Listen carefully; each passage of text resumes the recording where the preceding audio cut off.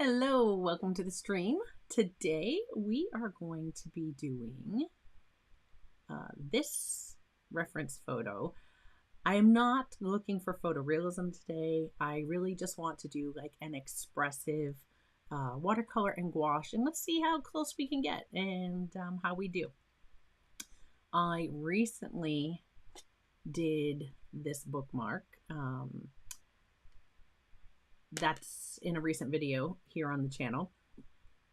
And yeah, I thought I really loved, let's see if we can see that a little bit better. It's really dark on this camera. I'll show it to you again on the desk. And thanks, Tara. So I'll show it to you again when we get to the desk because that looked really dark. It's not that dark. But anyhow, I've been staring at that. It's like sitting here on my desk and I've been staring at it. I was like, I really want to do another sunset. I love the clouds. The clouds were like my favorite thing. Let's go both. There we go. So my clouds, the way the sky came out, I loved it. And let's see if we can get that close. Whoop. I hope if I go the right way. I just loved it. And so I thought, you know what? I want to do another one. And today, while I have you at the desk, I'm using my Winsor Newton. This actually, it's the Cotman Field Pocket set. I'm going to actually mix on the plate here. I'm not in this palette. You see, of course, I put a little paint puck in the top of mine, which fits perfectly. And the lid stays on and it doesn't interfere at all. So, of course, I love that. And it just opens and opens and opens. And I am going to set that back here on the desk. So what I want to do is I want to start in watercolor. And then I want to embellish some with, get some of those details with the gouache. So what I'm going to be using today is my Mimik brushes. And these were my old ones. I've linked everything in the description below. So these are my old ones, but I've got some more. I kind of tried to like fill in the sizes. Like this is a 30, so big. It's wonderful. That's a 30 round. And then I had a 3/4 flat for my rounds. Let's see, I had a 4, an 8, a 2. This was a number 2 rigger.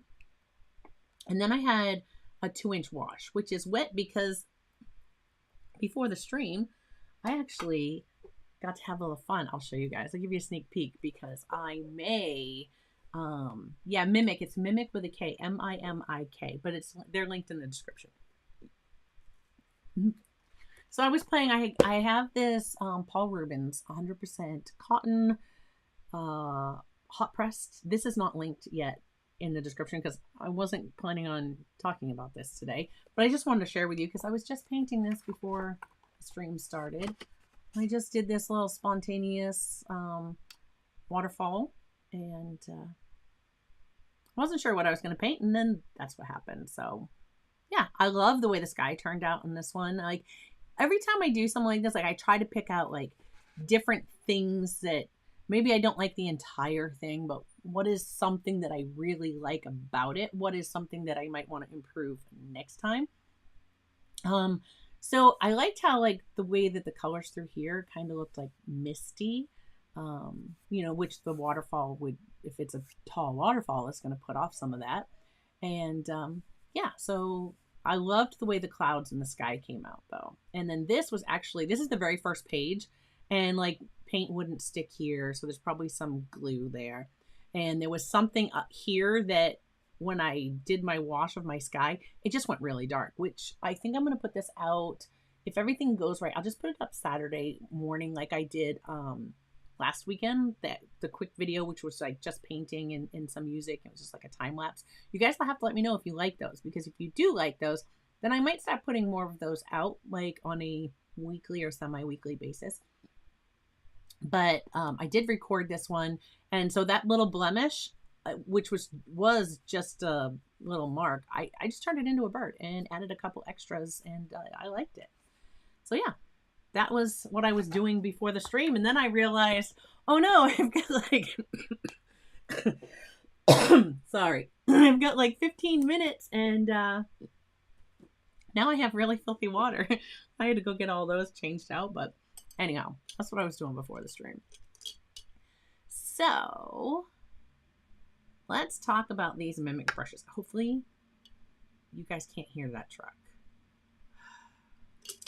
The neighbors are getting their driveway paved, and they haven't been here all day. They showed up 20 minutes ago. I was like, great. I thought, oh, cool, they won't be coming today because I didn't do any work all day.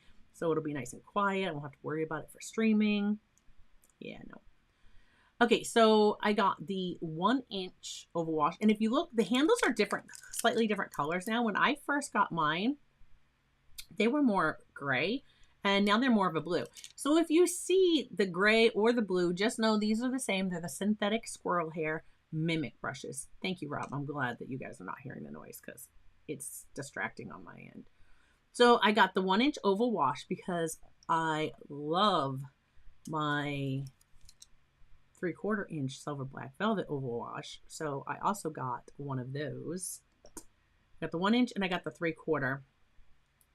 Then as far as flats go, oh, I also picked up, and this is listed below too. So I got, this is a try me set. So if you haven't tried these brushes and you are into watercolor and you're looking for a brush that's reasonably priced, or a set of brushes that's reasonably priced, that's a good quality, I definitely recommend the Creative Mark Mimik brush.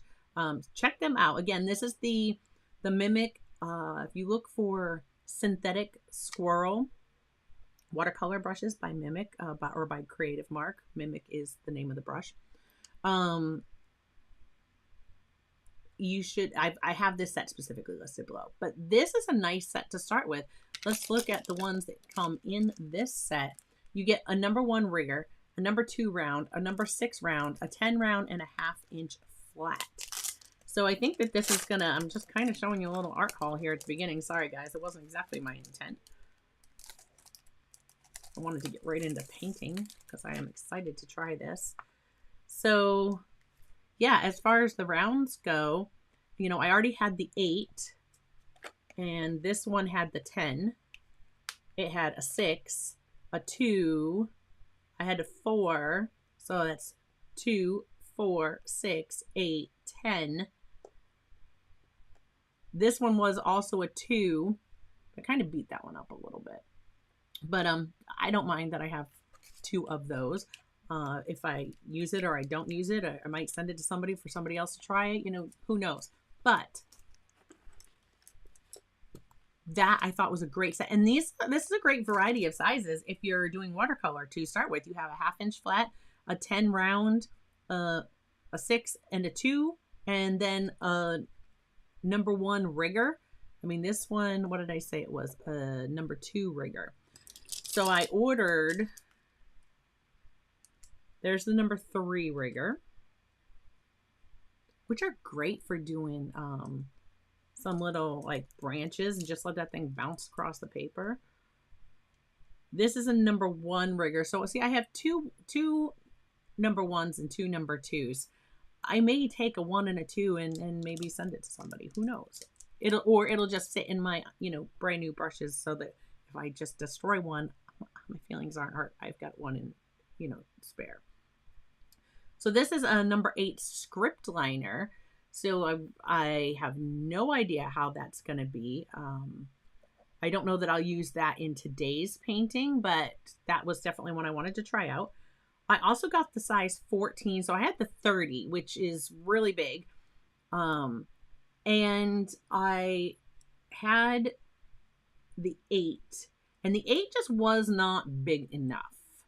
And I thought, well, the 30 is really big. It came with the 10, so I went with the 14. I just skipped over the 12, and I thought that the 14 would be a really good size. These hold their points pretty well. I also got a 1.5 inch wash. So I have the 1.5 and the 2. The 2's, It's a little wide, like it doesn't like to fit in my paint pucks very well, but the 1.5 definitely will. It's great for wetting your surface of your paper. I have 2 fan brushes, a 2 and a 4. I don't think I will need more than that. You guys haven't really seen me use fan brushes in watercolor painting. So this is a 6 rigger. So that's a big one. So you got the 6 rigger and then the 8 script liner. You see how I just kind of stacked those numbers up. And this is a number 6 round, which I had... No, I had the 8. There's a 6 in this one too. So there's a little bit of redundancy there in the ones I ordered separately. I think I had ordered these separately and then I found this set. So it's, again, I'm not disappointed. This is a 1/2 inch flat. So I have the 1/2 inch flat and no, that's the 1/2 inch flat. Excuse me. This is the 1/4 inch flat. I don't have my glasses on, but I should have known that was a 1/4. So I have those 2 flats and then the 3/4. So the 1/4, the 1/2, the 3/4. I didn't go with an inch because I have the 1.5 inch wash. I just didn't feel the need for the inch. And then these are 2 dagger stripers at a 3/8 and a 1/4. So those are the Mimik brushes I chose to complete my collection, if you would, of brushes. So I'm just going to throw these back in. You may see me use some of these today. In fact, I think I am going to take that off. I will probably use the 1.5 inch wash today. Moving these to the side. And I definitely want to try out this number 14 round. So those are going to be coming in. And then I have the number 8. I may need some smaller. I don't think I need a 4. Most likely I'll end up grabbing like the 6. I don't think I'll need smaller than that. Really don't. It's possible, but okay. And of course, I'll probably want to test these guys out. I'm thinking that some of the puffy clouds, I might use that for.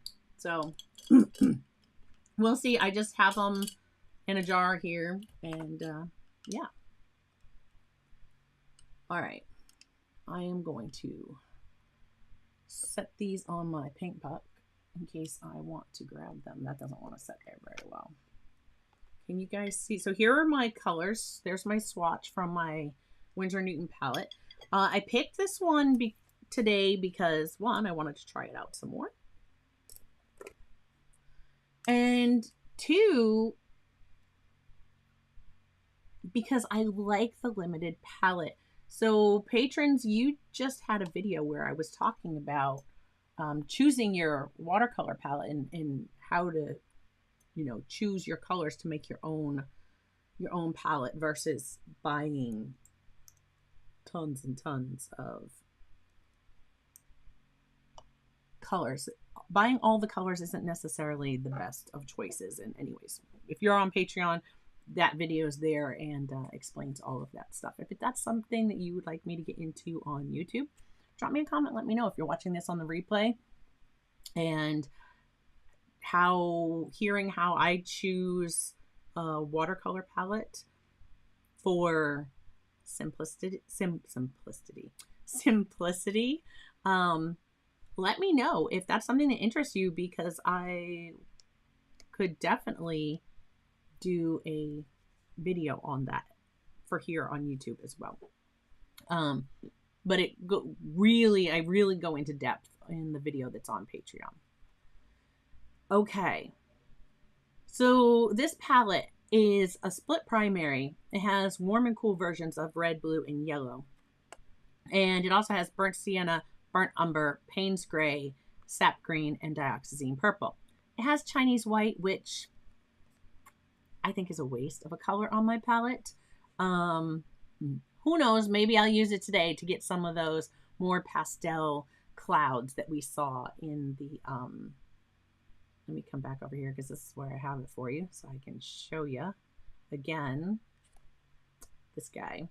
So those like really pastel clouds that are there, the bright pink cotton candy looking. I'm thinking gouache is going to do those, that I would end up over setting those over with gouache. I'm going to paint my sky in a couple stages, and I'm going to do some wet and wet.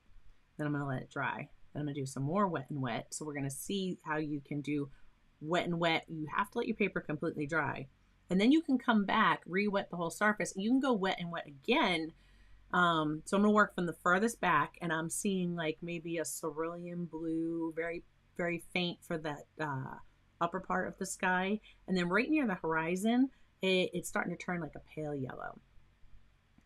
So I'm going to paint that in first. And then you're just going to see that sky just kind of layer up.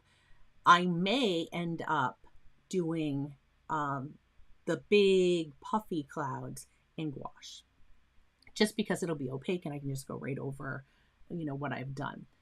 So, all right. I'm learning, in order to be able to work on both the sky and the water, while I'm waiting for the sky to dry, but not have it bleed in, you're going to see me leave just a small gap between the sky and the, at the horizon.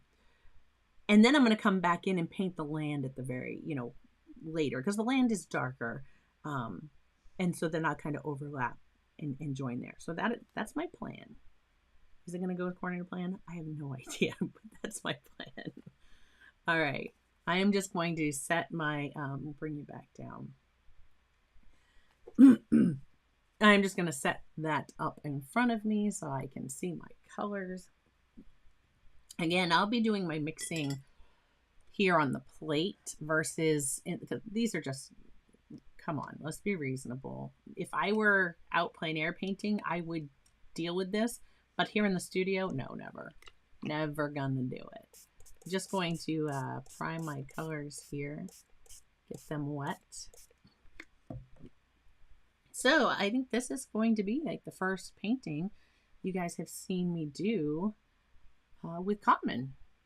And I haven't really painted with Cotman before, so I'm really excited about this. I think that the colors are relatively transparent, and I'm looking forward to this.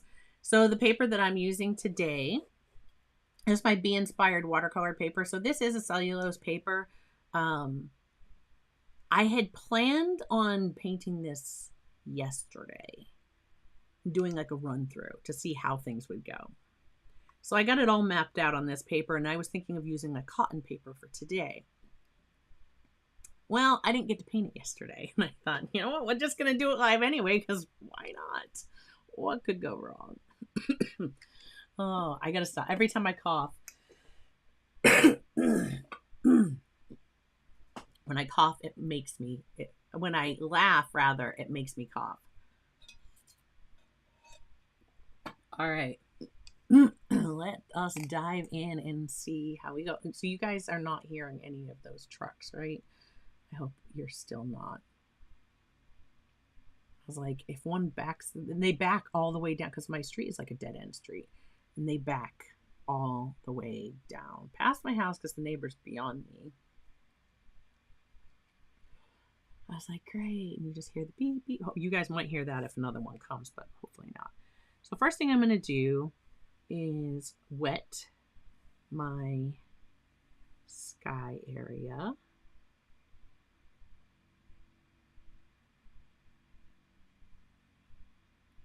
Right, and I'm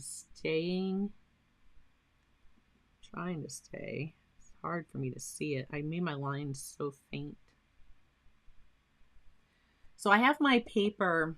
I think I've shown you guys this before. I got these in like a packaging, and it was a corner of, to keep the corner of my box rigid, and because they're really like, they don't really bend. So I saved them, and they're about, I don't know, 1.5 inches in height, and I can use that to put under my watercolor block or pad or whatever, and that way there everything will run down, which is what I want with today's painting. All right, so I want this area nice and wet.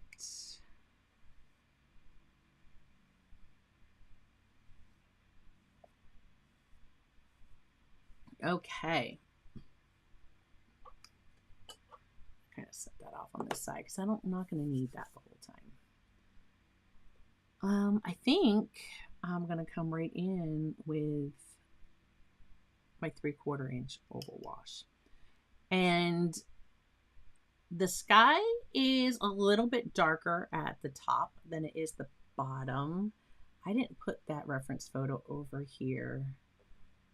But if I go, if you guys want to be able to see it, I'm just letting my water soaking into my paper right now, which is fine. If I need to, I can dampen it again. But if we go, you won't see me, but that's okay. If we go here, let me see if I can bring that in. And I did link to this in the description below. So if you, it's going to go big. You're just going to take over the screen for a second. Just bear with me while I resize it. All right. We're just going to pop it up there. How's that? And then for those of you that like to see the reference photo, you'll be able to see that. And I'll just move my palette over here so you can still see the colors that I'm grabbing. And I'm going to be mixing on my plate anyway, so how's that?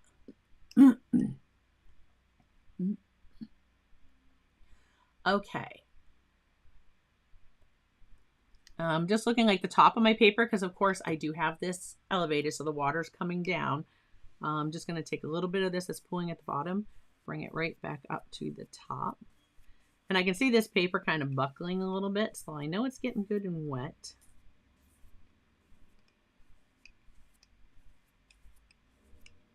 Okay. And I like left myself guidelines, but I'm probably not going to be able to see them once this is all said and done.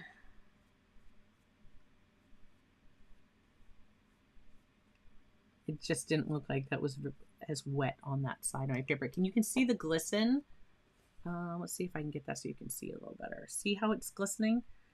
So the water's not pooling anymore, but it hasn't gone matte yet. It still has a glisten to it. That's what I'm looking for. All right, so I'm going to wet my brush. And we'll see. I'm not expecting that this is going to hold its point as well as my Silver Black Velvet does. I mean, there is a big difference in price point between these two. I'm just going to come straight in with the color because this is wet and just work it on the paper. Yeah. So of course our colors will dry. And I think that's a little too warm. Or actually, that's a little too cool. It's cerulean blue.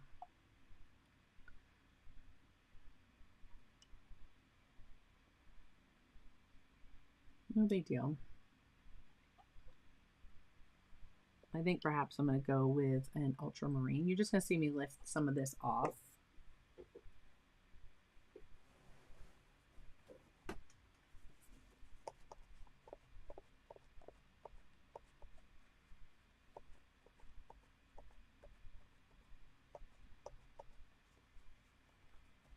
And I'm not worried about some of that color being on there. Just because I'm just... Here come the trucks.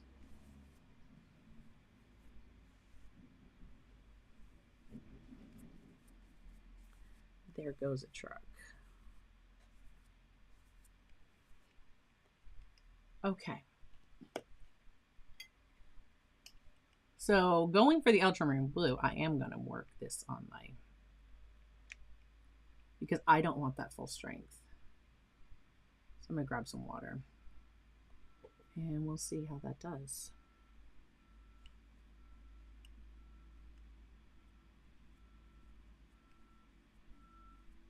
Yeah, I think that's going to be better. Just a little bit more in there. So just take a moment and say hello while we're putting in our sky. Hello to Teresa and Tara and Joseph. And Rob. I hope you're all doing well.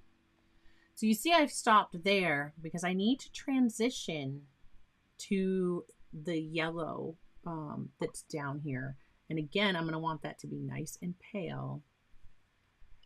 Go for my clean water. I'm just going to move my clean water a little closer to me here. I'm going to switch a couple things around real quick.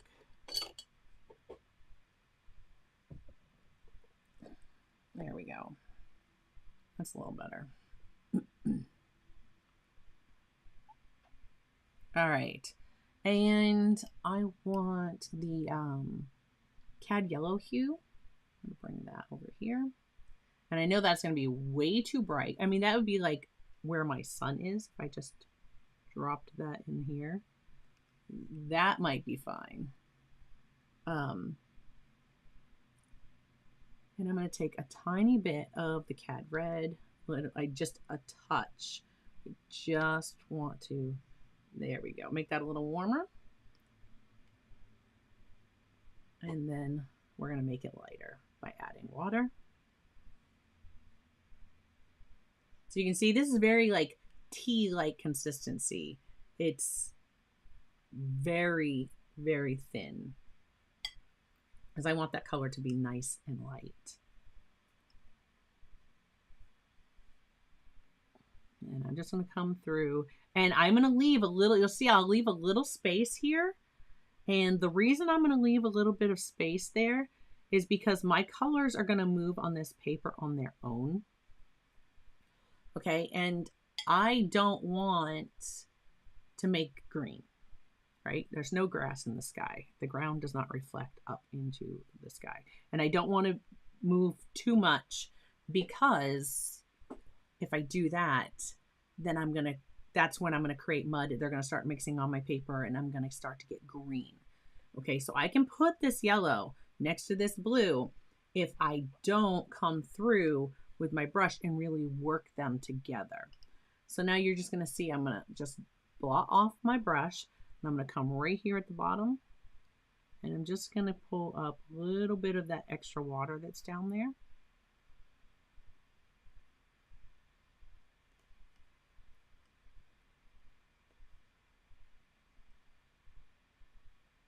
Because of the way that the paper went, I had a little bit of a valley right here. So just pulling that up. And then where my sun is, so where my sun is located, I've got it right about here. I'm just going to grab, that was a little much. That color activate. They reactivate very easily, I will say that. And I'm just going to drop some stronger of the cad yellow in here. This will kind of move and dissipate, and if it doesn't, that's okay, because if you see on the reference photo, this area is quite yellow. So we're just going to kind of lay that in there. And again, I'm not going for realism. I just want to paint a loose representation of this, and we'll see how loose I can get, because I tend to paint tight.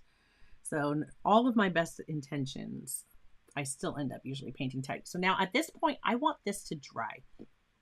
And you're going to see that the transition from the blue to the yellow it's not going to go green, because I did not blend the two. And you see they've already met on my paper. Like the yellow has come up to the blue, the blues come down to the yellow, and that's fine. I am not going to worry about, like, this would be a lighter section through here, and I could like lift a little bit of that out just because that part is a little brighter.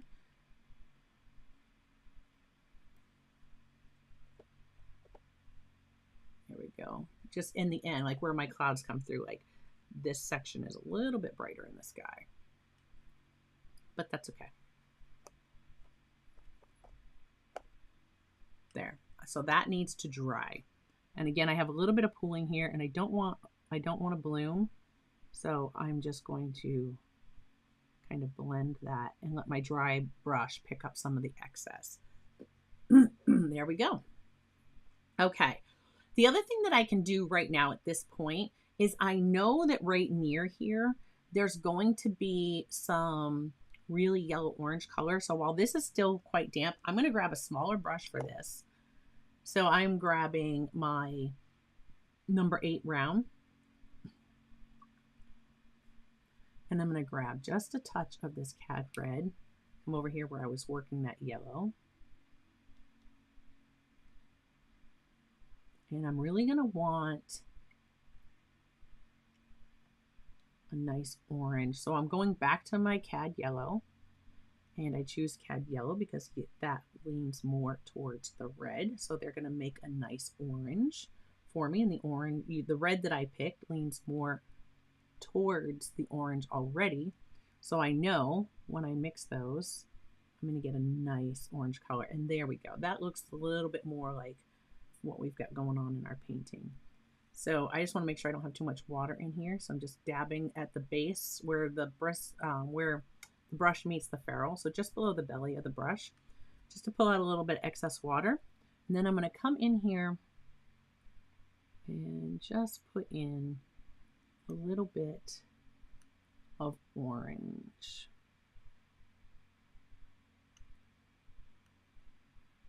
I don't mind if some of the lighter color still shows through. It's just going to look like, you know, it'll just look like there's clouds.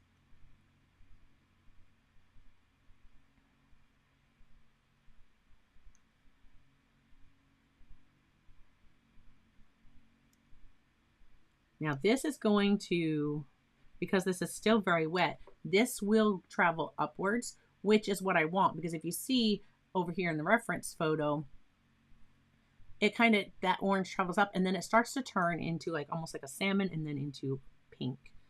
So we're going to let that go. And this probably isn't even dark enough yet. Again, I can easily, I'm just going to stretch that out. I'm not worrying about being exact to my reference photo. And I think I want to try to darken that up a little bit.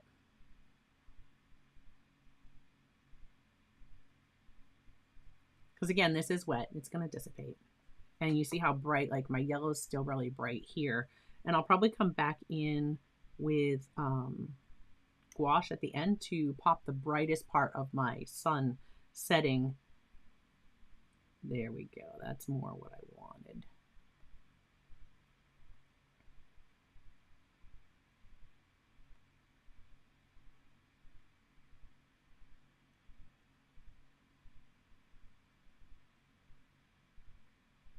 I love just kind of watching the color spread out and bleed when you're doing watercolor.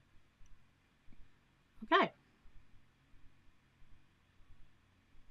So there we go. And that's going to go into the pink. So I'm not going to let that get too dark right there.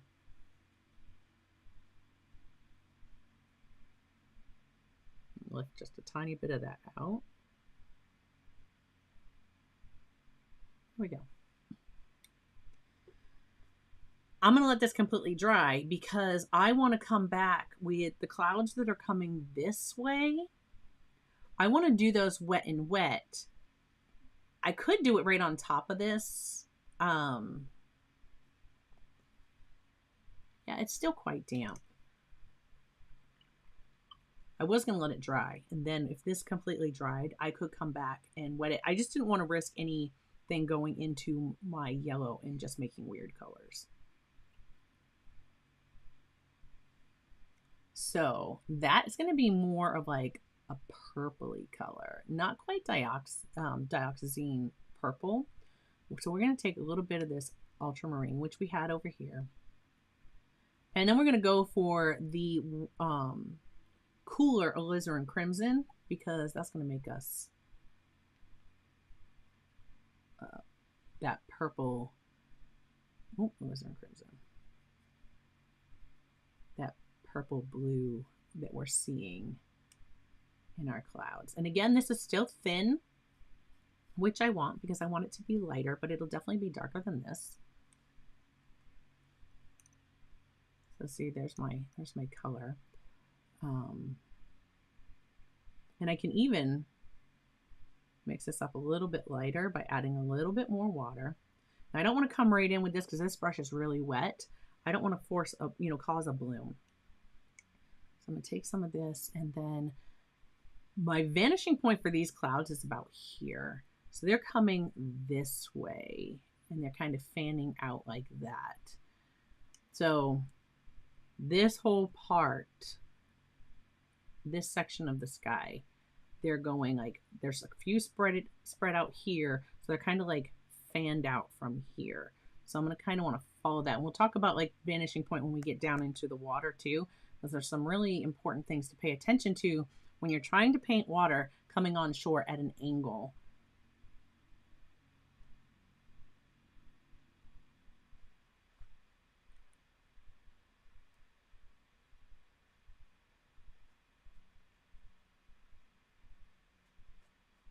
Perfect. Yeah, I like that color. That'll be fine.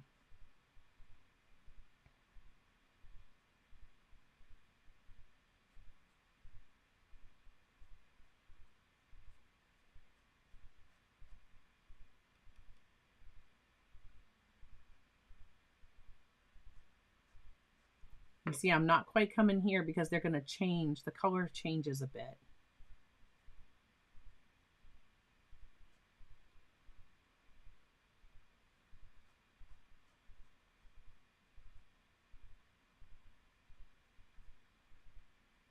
We actually have just a few that come from this side.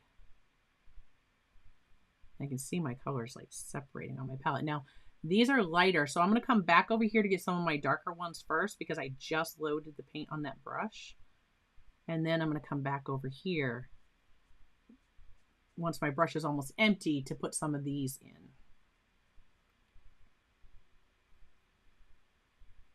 You can see the colors. See the red separate. They're separating. You got to kind of keep mixing those up.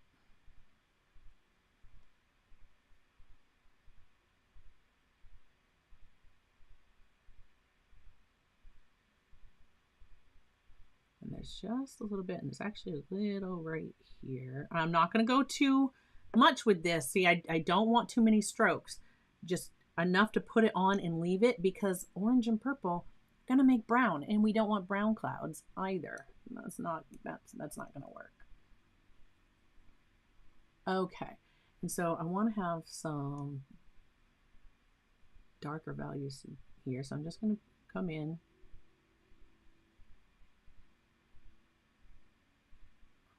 and add some more.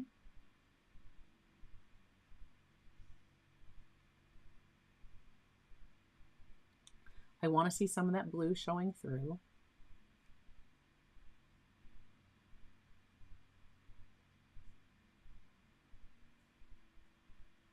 Right? I'm not worrying about being exact to my photo. I just know that it fans out, so that's the way I'm making my clouds. Just kind of fan out. Now through here, I need to get a little warmer, so I'm going to come in a little bit, leaning a little bit more towards pink. So we're going to add more of our alizarin crimson, and I'm going to come in with more water. I want this to be really light because this is actually going to warm up as we go. Dabbing that off because I don't want a ton of water on my brush. I just want to start to get that color shifting.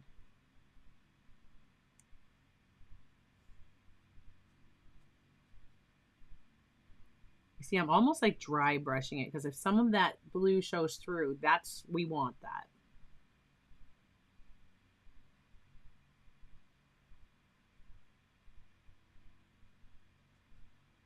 And my paper's not as wet. It's still damp, but it's not as wet. So this stuff is not going to move. I could end up with some hard edges, and I'll show you what I'm going to do about that. Like some of these, I don't necessarily want hard edges. So we're going to see if we can't work that out. So if I take my brush, right, just water now, not soaked, just damp, I can come through and I can work some of those edges and just kind of soften things. You don't want too much water. Too much water is going to cause a bloom, and then you're going to have a hard edge anyway. I'm not leaving a lot of water behind on the paper. I'm just kind of going along next to where the hard edges were, so I can kind of break those up.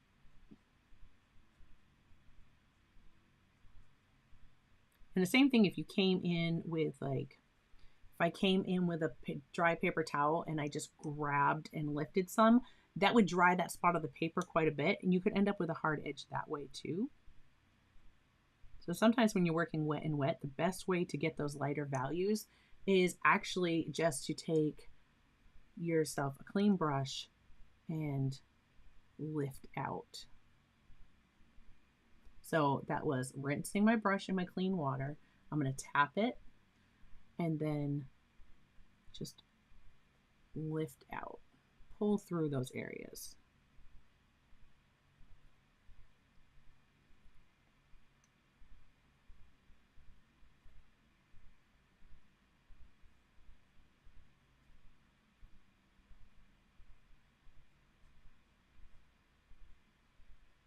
All right, and it doesn't look like much right now, but we are getting somewhere.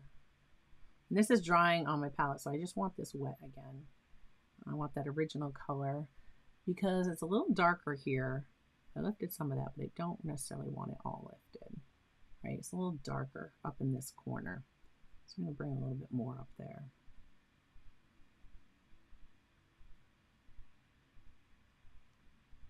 All right, I need to work this into more of like a salmon color. So I'm going to take some of my red, some of this orange, which again, my palette is just, we're going to spritz it. All right, I'm going to bring a little bit of this in.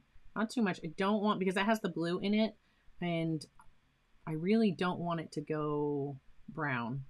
I want to stay more, you know, salmon-like color. And let's just see how, there we go. That's all right. It will dry lighter, so I'm not going to worry about too much.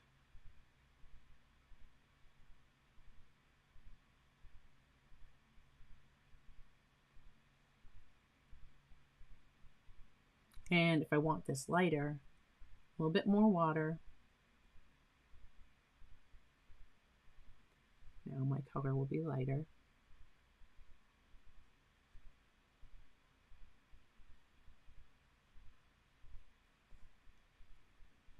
And this color kind of pulls all the way over to this side. So I'm going to take, because this is pretty dry, I'm just going to grab my oval wash again. I don't want this soaked. I'm going to tap it off, and I'm just going to dampen this section so that when I put, it's not a pool of water, just a little bit. I don't want to cause a bloom. And now I can take this and just kind of bring it over here. And it'll split out. This will give me a nice soft edge. Sorry, words were not coming out.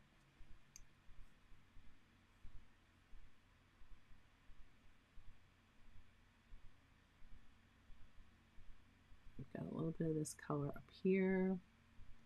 I'm not going to worry too much because the bigger clouds that are going to go here, they're going to cover this space.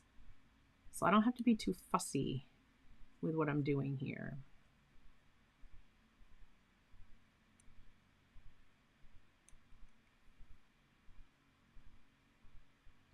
I can even pull all the way through. I don't mind if a little bit of the color gets up into that.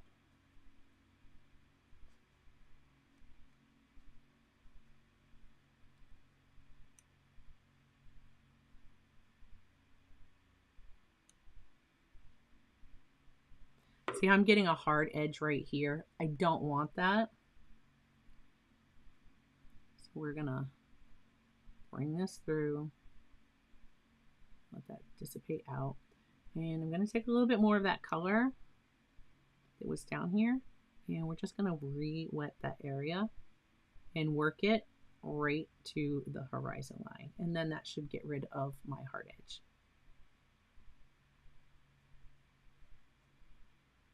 There we go.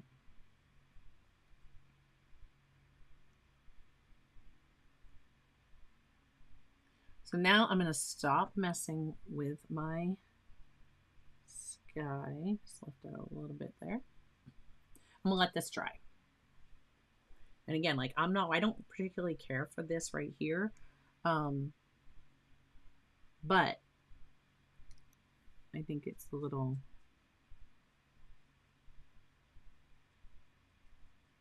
too much hard edge there.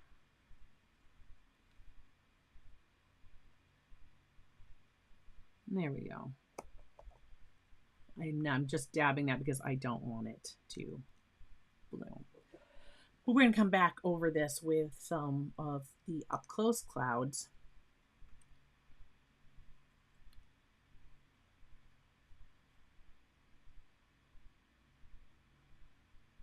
So I want to make sure I carry that color right off the.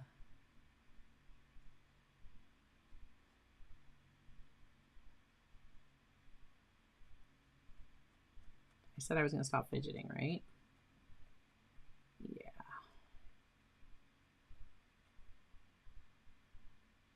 All right. I really am going to stop fidgeting now. So now when we look at our beach, our water comes at a diagonal this way. So we have a vanishing point here for our water. It comes like a big triangle. So here's our horizon. So many times I've watched people paint the water scenes like this, and they have, this diagonal where it's coming on the sand. And, in our mind, we say, okay, so it's the water and we want to paint with the horizon, and they'll just go like this all the way down. And you'll have lines that go like this up here. And that's where it's coming on. You don't want that. What you want is when you're painting, so my horizon's here and the waves are hitting here. Here's my vanishing point. I want to make sure that my lines that start horizontal are going to actually fan out. They're going to stay close together on this side, but they're going to fan out and get further away because the water is coming like this on. So to show that depth, I need to have them back here going with the horizon. And then here, I've got to keep them small and close together. But as I come this way, you're going to see me kind of fan out those lines, and that's going to let that water realistically look like it's coming on to the beach at an angle. I hope that makes sense.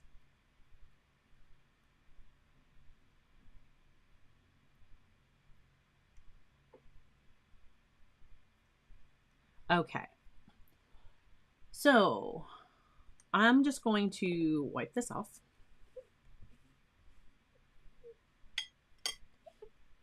No worries, there wasn't that much paint there.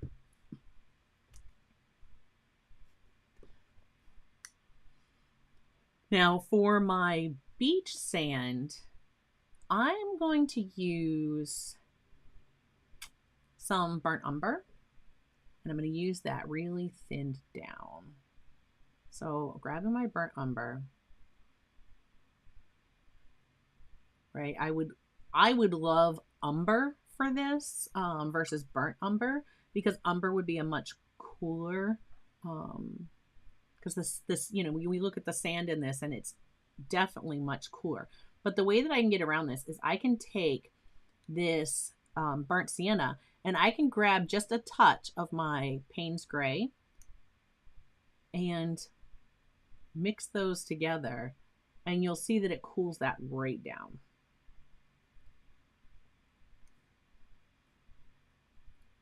Yeah, I thought I grabbed too much. Okay. There we go. So now this is very, very light. I'm not even going to wet my paper because I know that this color is so light. I don't want it to dissipate in more water. I want to come right at it with this. So I'm going to skip right up here. I'm going to let my waves come right to the edge. So that'll give me a space between my horizon and where I'm painting. So just going to come in here.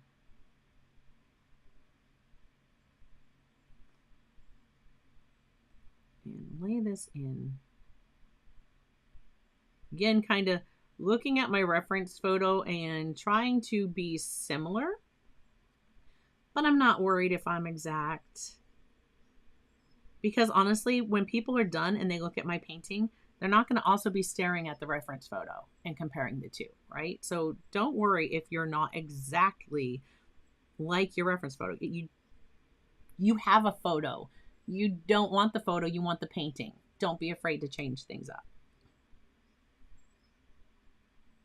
All right, now this is going to need some more layers.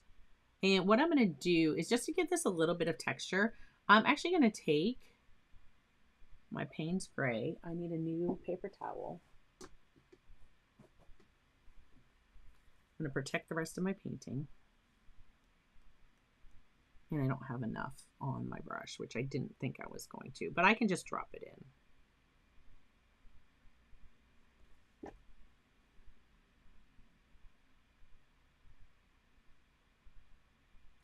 The thing I don't like about dropping it in is your brain doesn't like to be random. And actually looking at the way that that's mixing, I like that color much better for my sand compared to the reference photo. So I'm just going to come right back over everything. I can do my texture again after. I'm not worried about that.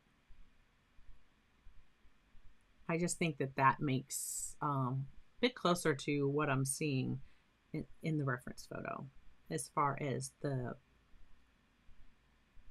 hue that the sand has.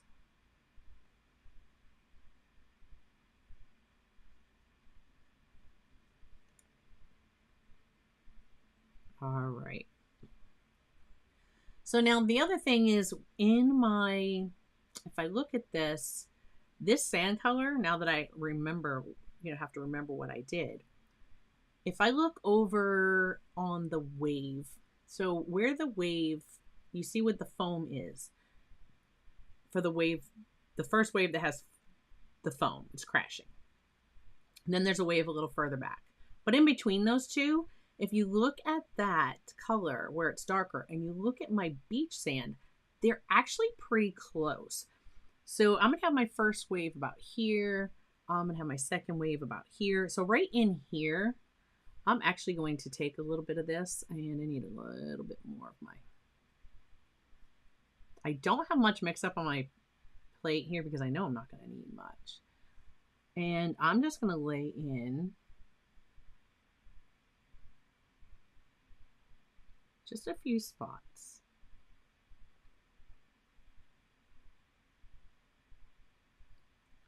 These are the ones that would be bigger. As we move this way, they're a lot smaller. And that's where things go along with the horizon.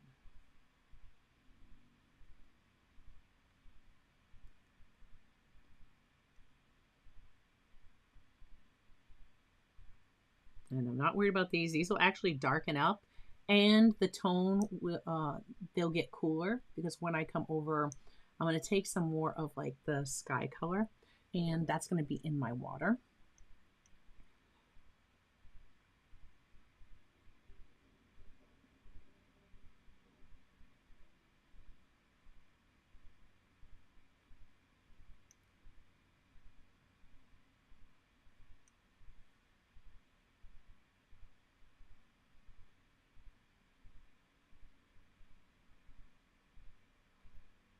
So when I glaze over this, these spots will get darker. And again, I am paying attention to here, things kind of stay close with the horizon, right? But as I come this way, things kind of start to fan out.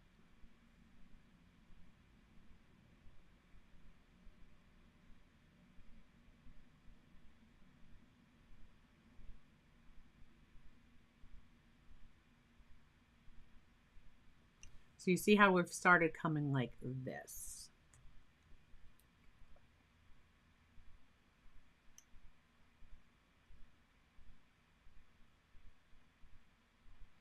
Here I'm just working at laying in like what are going to be some of the darker values for underneath that wave that's back there.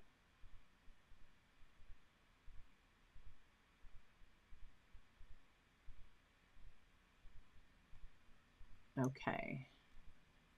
And then up here, right about, I will say about this area, we'll have a few coming in.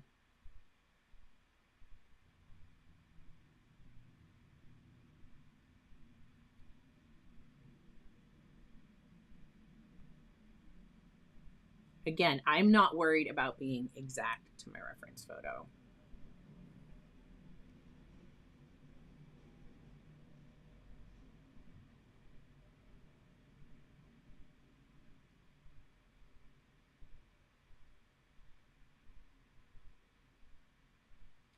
We see a little bit of a line.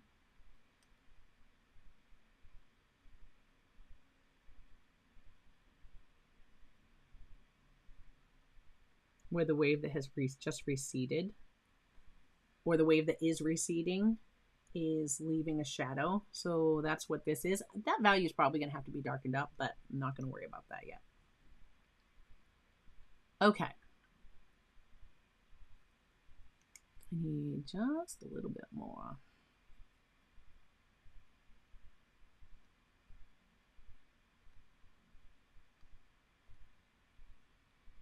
Because this way,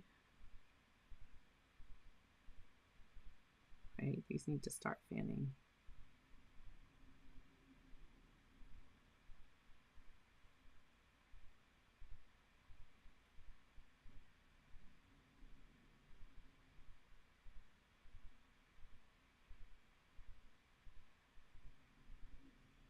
And if there's anything in here that I don't like, I'm not concerned about that, because especially if I'm going to come over this with some gouache, anything I don't like, I'll just paint over. Which is one of the things I am starting to love about gouache, because I never worried about making a mistake when I painted in acrylics, because you just let it dry and then paint over it, right? No big deal. Well, when I started doing watercolors, I was like, oh no, like it's permanent or something. You make a mistake, you can't go back and undo it. I'm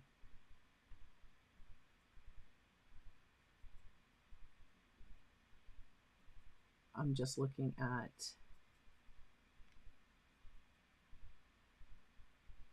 the shadow color for some of my waves that are closer, and they need to lean a little bit more towards the purple side.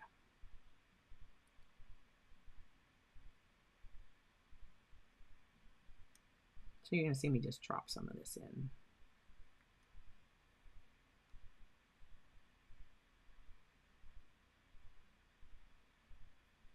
And right now I'm just focusing on what will be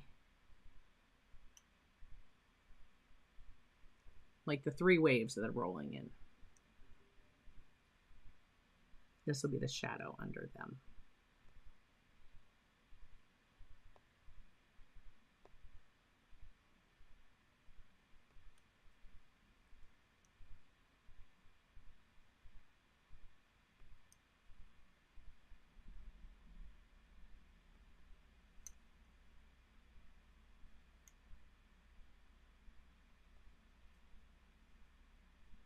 Like I said, I was going to paint this. I do a run through yesterday and see how it worked out, what I would do differently, what have you. I'm going to, now that this is pretty much dry, I'm going to take this and I'm going to glaze right over my sand, because that is not dark enough yet.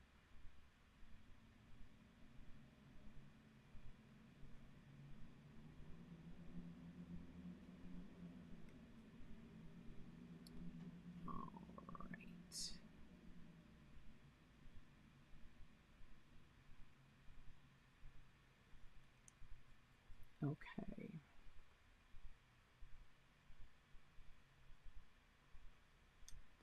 And I'm going to come in, I'm going to grab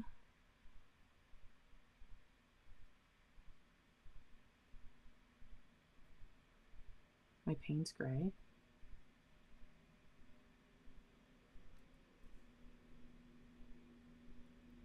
Make sure I don't have any extra water to mess this up. And I'm going to work,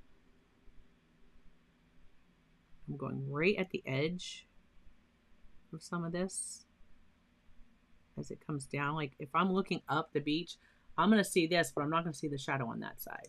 But I'm going to see the shadow as it picks back up on this side. And this is wet, and I want that to kind of blend in. And then here's where we'll drop some texture into our sand.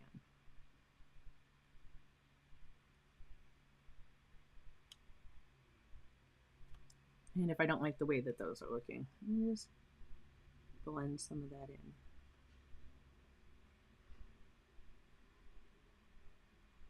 in. And I definitely don't want a hard edge, so just coming along right near where that's going to spread out.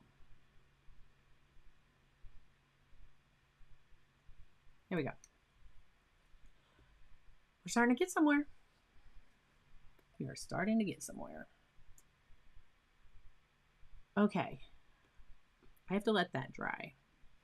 So while this is drying, because I have to put my sky color on my water.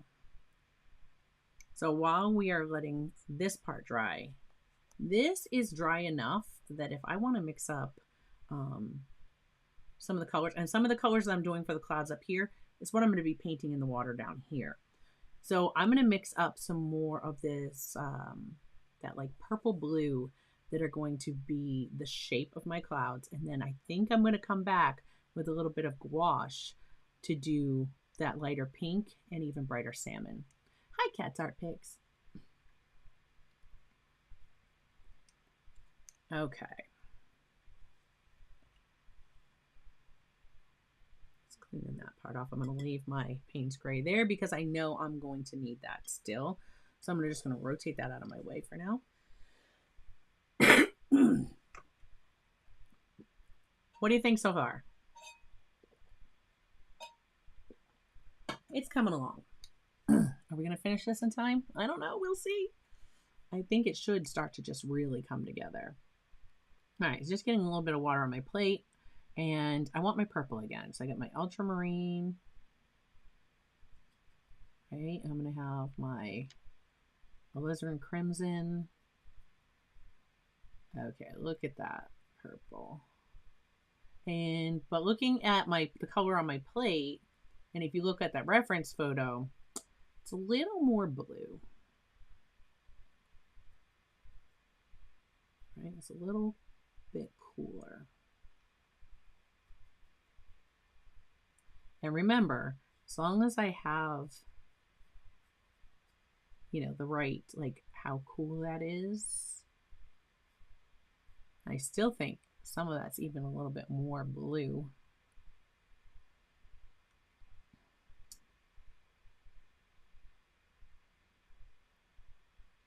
Just adding a bit more water because I know I'm going to want it light. I can always go darker in watercolor, but once it's dark, especially if I'm working with ultramarine, it tends to right into the paper and it's there. I think still not quite there, and I'm going to grab, yeah, I'm actually grabbing just a touch of the cerulean blue. Okay, I think that's a little better. So you see on I just did it on the tape. I think that's going to be fine. So my darkest, so right now I've just mixed the color. You know your brush is full of paint and water. I'm making sure I don't have any water drops on my ferrule. This is really wet. This cloud that comes through here is the darkest. So I'm going to do that one. It's the most blue. So I'm going to do that one first. So I'm just going to, and again, I'm not worried about being exact to my reference.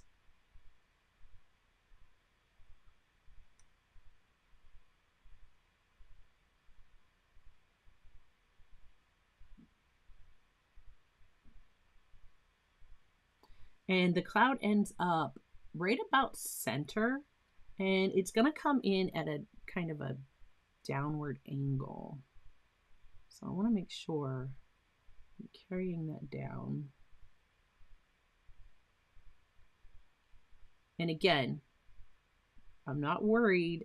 I can go over this with gouache. I'm just trying to get my, my shape in there.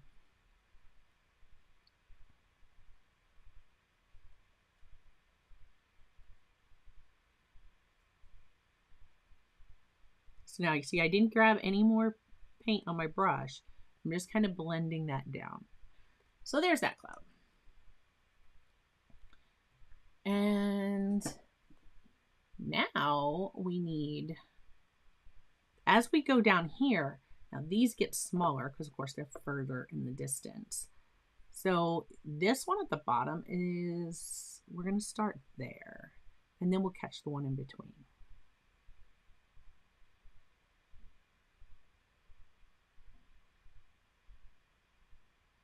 I'm just kind of like sketching in the direction I want it to go.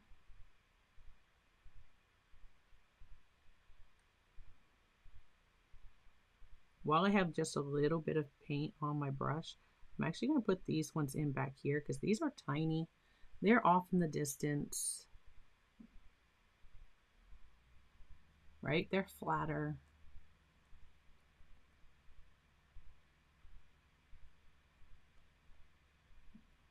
They're definitely getting more faint in color over there.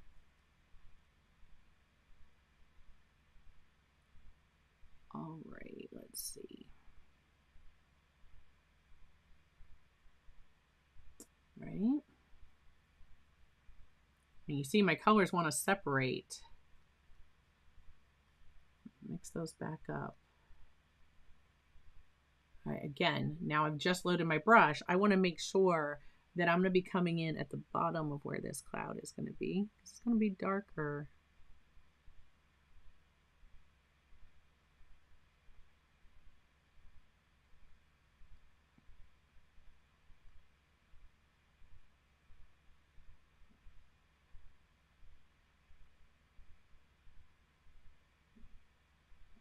And now let's catch that one in the middle.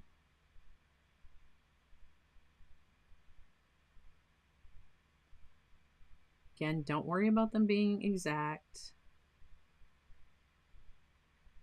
And you see, I'm just kind of like shapes, right? I know that this is going to have some of that light color on top of it, but I need to get some of these darker bits for what will be the bottom. And actually, well over here, we have a couple little stragglers going that way.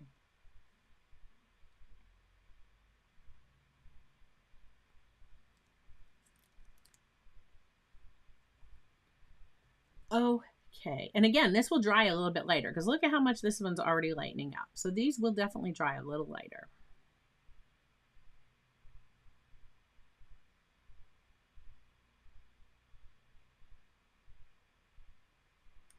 All right, and then I need, the one on top now is lighter, so I'm going to bring a little bit more water into my paint, and that will lighten it up.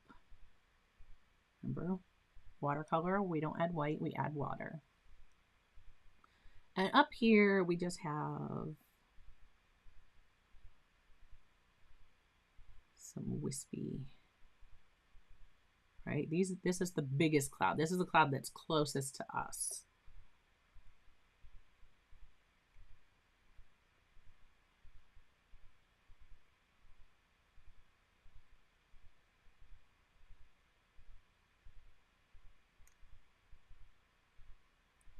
While I have just a little bit on my brush, I'm putting in some of the distant pieces.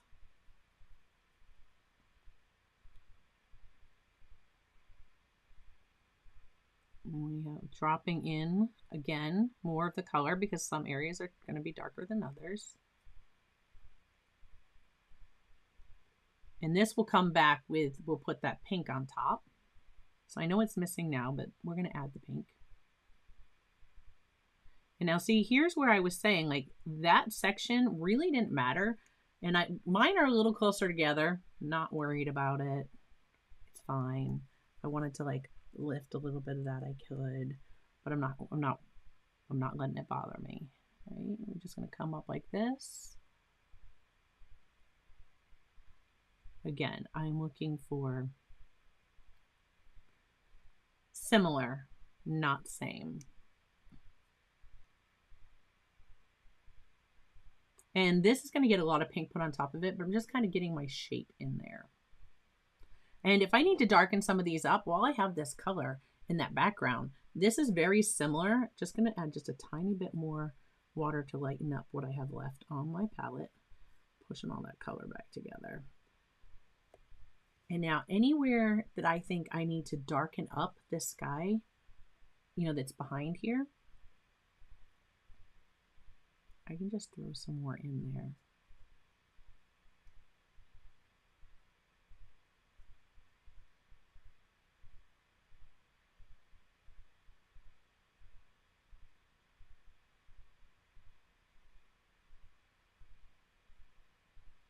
This is going to get covered with pink, so I'm not even worried about that. It's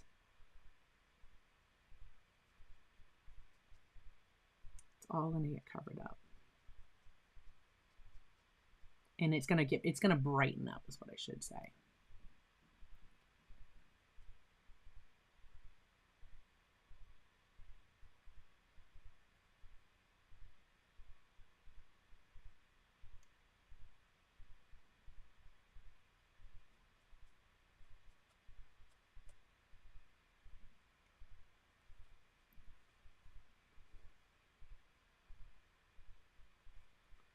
When you dip your brush in water and touch it to the small container that the gouache is in, does the water dry quickly? I don't have my gouache out yet. These are this is my Cotman Field pocket set, so these are watercolors. But in general, if I dip my brush in water and touch it to my gouache, does the water dry quickly? Everything dries quickly in my studio, so it's hard for me to really answer that. But yeah, this is a hard one. I need to put, so here is that where it's wet and reflecting, but I need some of these colors in that. So I am going to add some of that in now.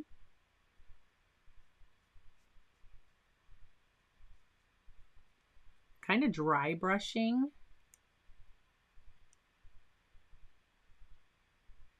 Right, I'm just going to have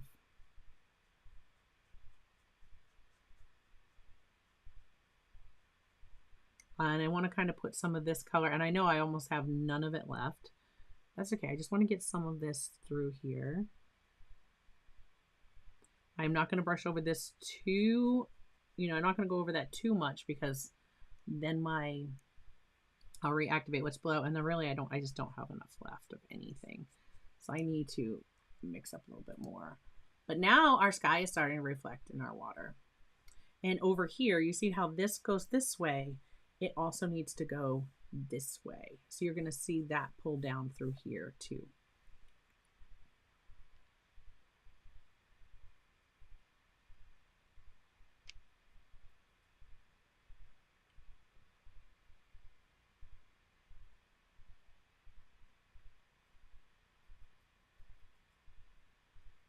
Again, I added a little bit of the cerulean. Cool that down.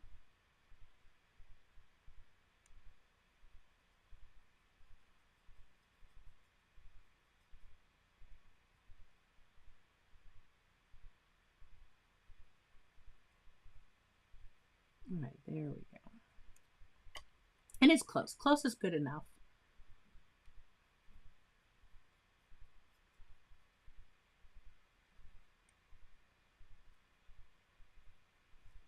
All right. So let's see, where do we have this? Oh, actually, we have some that goes, it looks like it comes this way. And I'm not worried about areas that are white or that need to be white because I will be coming back through.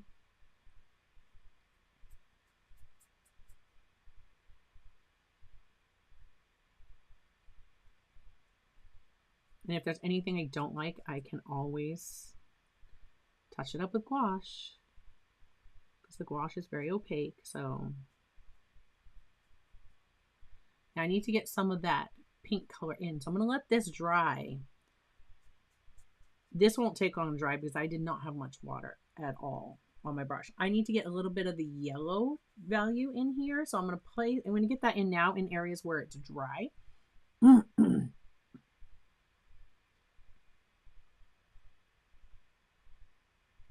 And this one looks a little bit cooler. I'm actually going to grab my lemon yellow. Some water. And you know what? Why not? We're going to grab some of the Chinese white. Let's see what happens. And we're going to put it in. See, I just don't think it's showing up yellow enough.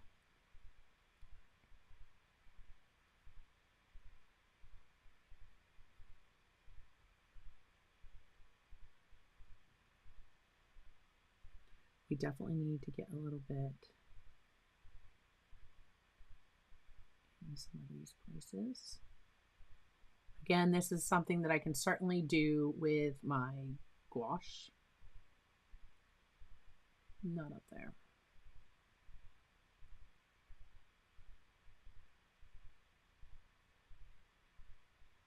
I think that's a bit better.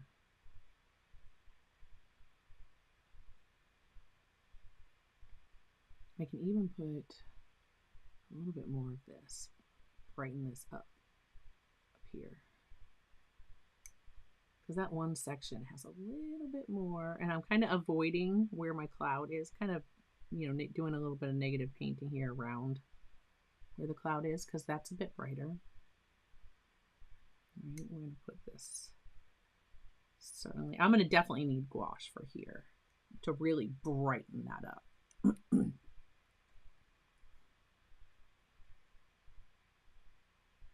Okay.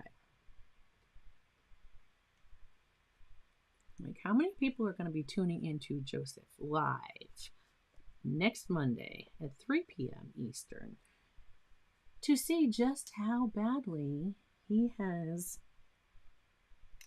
tanned himself? I'm making air quotes. You can't see it, but I'm making air quotes where he has tanned himself.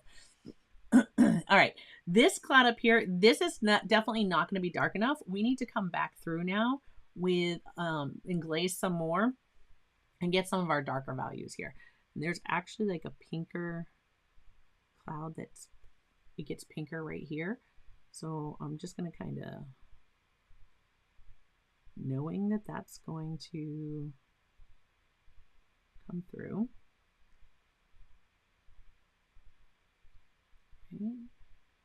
Add some of that in. Some of these darker. Throw some dark stuff up there. Look at that. Now, if I don't want a hard line here, I can, dab some of that color off my brush and just kind of work that edge just slightly. I did not rinse my brush. All I did was dabbed my brush on my paper towel to make sure that most of the color that was left came out of it. And see, now I've just softened that edge.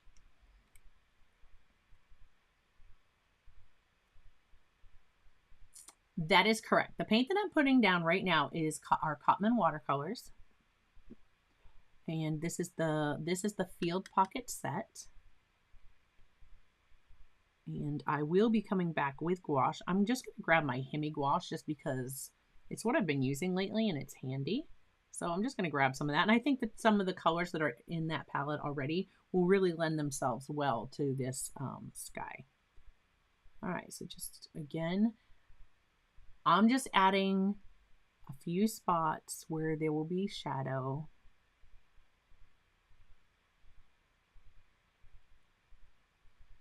Not worried about it looking spotty because that's going to come back and blend in with some of the pink. And definitely down in here. Get some more.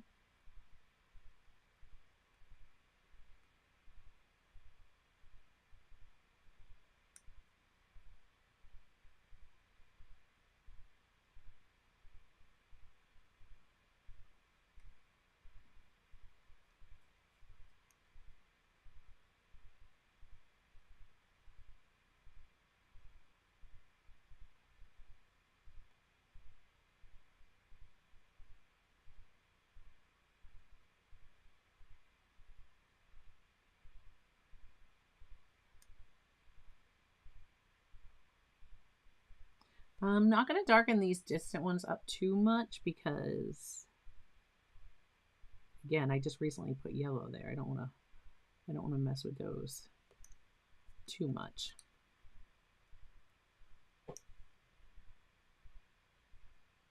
Okay. And the reference photo actually has like, there are like some, I think, parasailers in it. I did not want those in my painting, so I'm not adding them.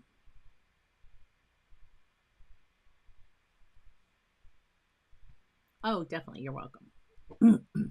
Okay. I'm going to brighten up a little bit of my yellow now that that part is dry. I'm going to brighten up a little bit more here. And I want to bring a little bit more.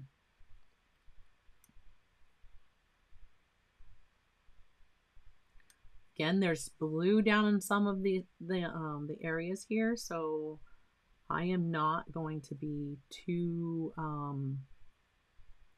you know, I'm not going to get in there and really scrub too much with that brush because I don't want green. Now you see here, like we've got some lines going this way, which we don't really want because our water's going this way. But I'm going to add that pink in there, and this is going to be the underpainting of our ocean.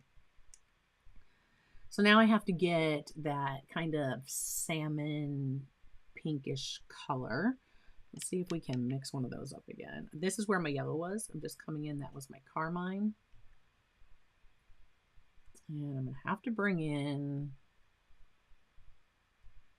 this is the cad yellow hue. All right, so that looks about right, but it's definitely way too dark. So to lighten that up, we just bring in some more water. And see, that's still very dark. It's like this kind of dark, but nowhere down here do we have this intensity. So I definitely need to more water. More water, less paint, softer color. And I think I want that a little bit more pink, which is way too much. It doesn't take much. There we go.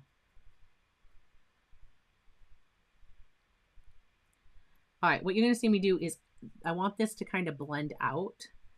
So I'm going to take, just very carefully now, I'm going to take a little bit of water. This is not going to be soaked. I'm going to dab it just like I did up here in my sky. And I'm just going to come through and dampen.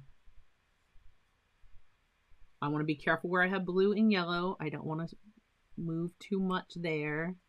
I just want some of this to be damp so that when I put down this pink color, it can move, right? There's water on the paper, it can move. So now I'm gonna kind of pay attention to like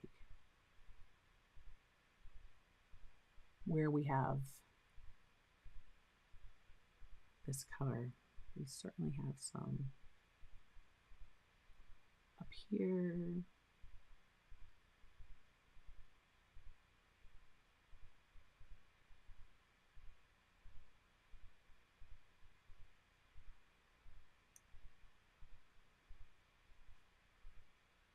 I'm not worried if it goes over my yellow because that's just going to give me some of the orange that my sky has.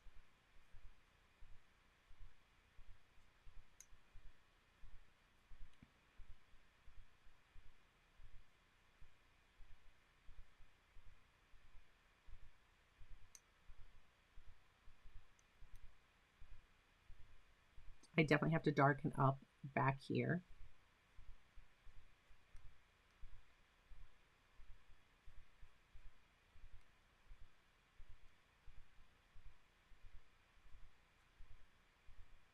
You see where I go over areas where there's like yellow and the blue or purplish color. I do want some of this to stay yellow. I need more water because this part's going to be too dark. But down here does get darker. So because like when I reach it, like especially like right here, right about here, right? We have an area that's really darker. And that's still gonna dry much later. There's a lot of water in that area. I did not want it to be a bloom.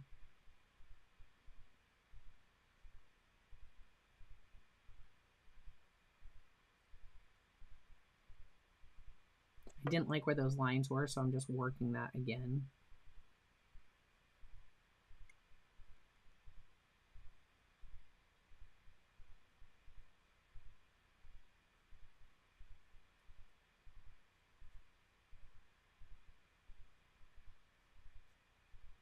Really want to warm that yellow up.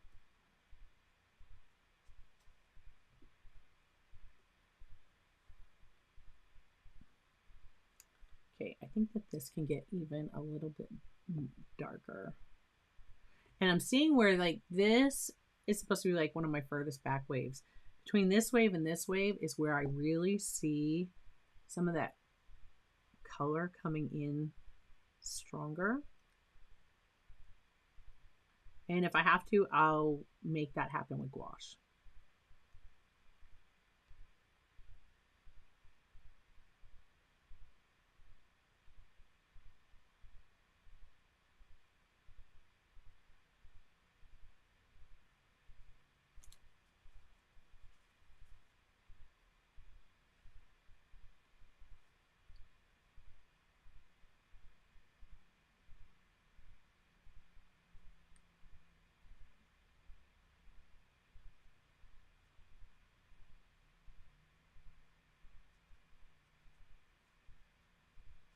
Okay.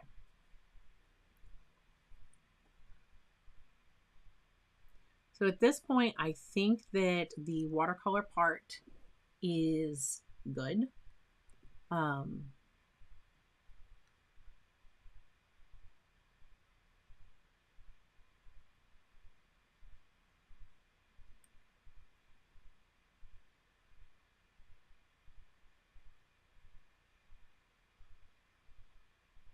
I can bring more purple back in if I need to. Again, with the gouache, it's going to be fine. Okay. This is definitely going to need like a bit more red. You know, it needs to be darker, like right here. Don't like how that, I don't like that spot right there.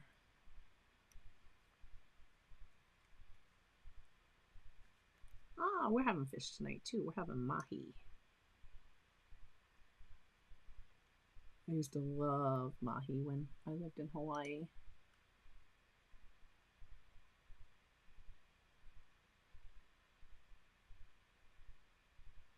I'm just kind of softening where that's meeting, like on the sand.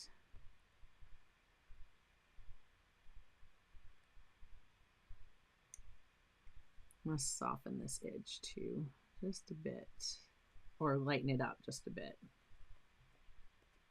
There we go. I think those are a little dark because this is not like really a wave coming in. This is it receding, so I'd have to darken my sand up quite a bit.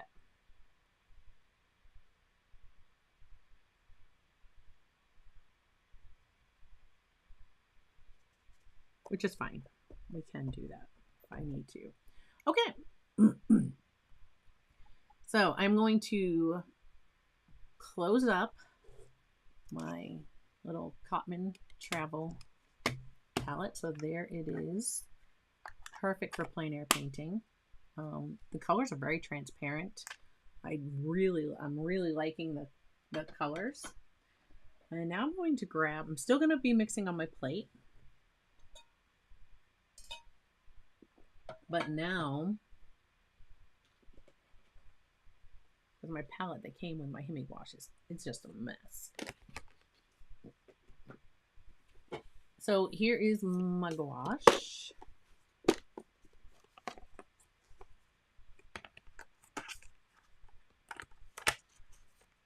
There we go. So I'm just going to set that, I'll turn it because I'm probably going to use colors that are more down this end anyway. All right. And there we go. So let's start with, because it's going to be the same pink that I put here that I'm going to bring through here. Let's mix up the pink for our cloud, because I really think that that is going to make our sky pop. And I need that to be dry, all of this to be dry, so I can lay in my horizon. I'm not worried about this being dry yet. I'm going to get that pink in there, and then I'm going to dry everything, and we'll be working on this too. Hi, Starving Artist Collective. I'm still using my Mimik brushes. I'm not going to use the brushes that came with the gouache. I just want to continue using these. I really like them. Still using my number 8 round, which I think the 10 would probably be better, but the number 8 is what is in my hand. See, the 10, yeah, the 10 was in the Try Me set. I'm actually pulling that out. It's great if you can use, the largest brush that you are comfortable with. Will help you be less tight, help you loosen up. And these brushes, again, they hold a point like really well. So it's not hard to work with the larger brushes. I mean, that 30 holds a point like crazy. I could probably be painting this entire thing with this brush. So yeah. All right, so let's look at, so it's a pinkish purple, and I think there's one over here I'm going to grab. If I need to make it a little redder, I might even pull in some of that watercolor. You can do that. So see, that's very pink. Let's actually grab some of this color and mix it in. See what we get. It's not bad.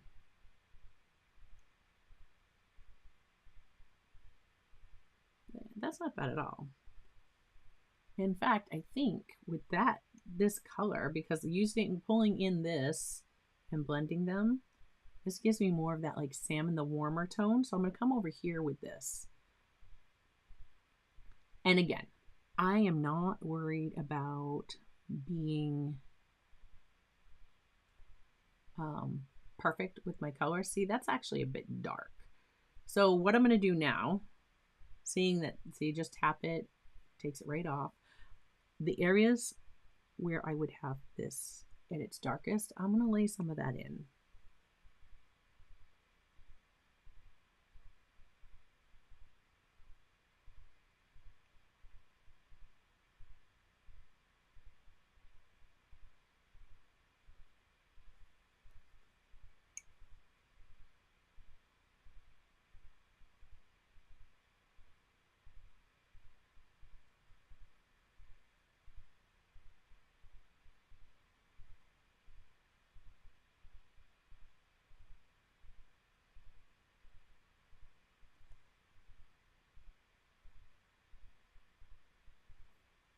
Point just felt weird. It's got a couple of hairs that are, I don't know if it has a loose one, but the point definitely had a couple that were not playing nice.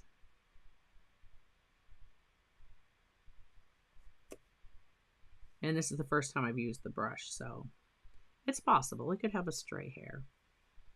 Okay. More of the darker areas. So there's like dark that comes under this guy.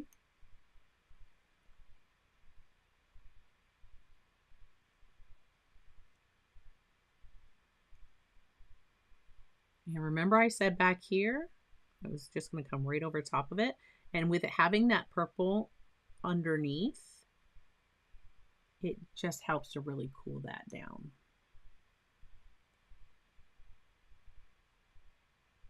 I did mix this with some of the watercolor that was on the palette, so it's not weird that it's still being kind of transparent.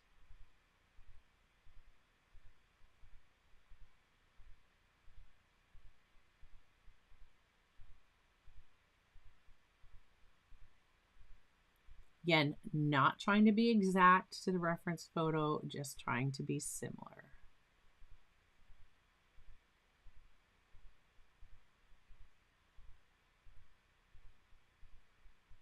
And I have very little left, so in here where there's kind of like light pink wispy areas, I can just bring those over.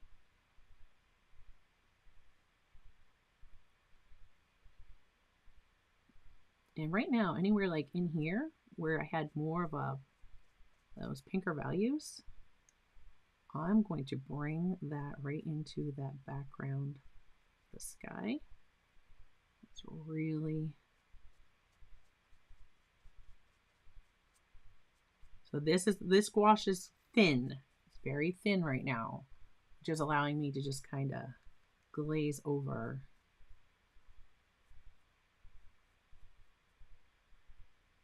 And really blend these colors together the way that I wanted.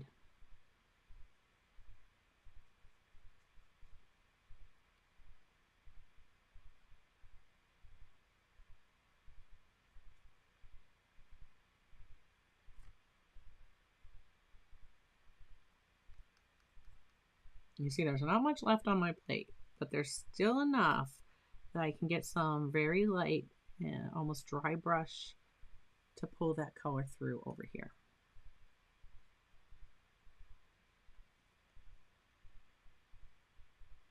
Okay. I think we need a little bit more of the pink kind of up in this area, almost lavender.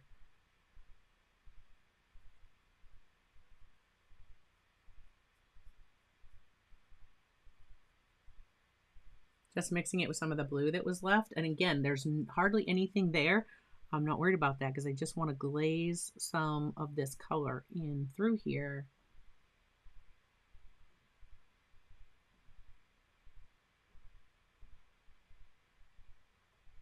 Kind of more distant clouds.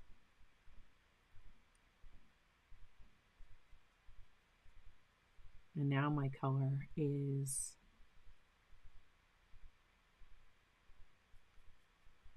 got some of that purple, so I'm just going to keep going, transitioning up.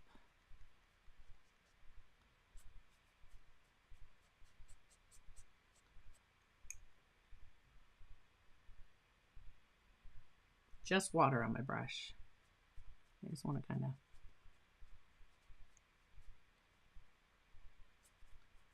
I may bring some of the blue back into this.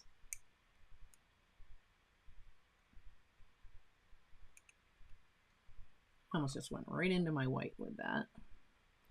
I'm going to take some white and put it on the plate here so that when I need it, I won't contaminate.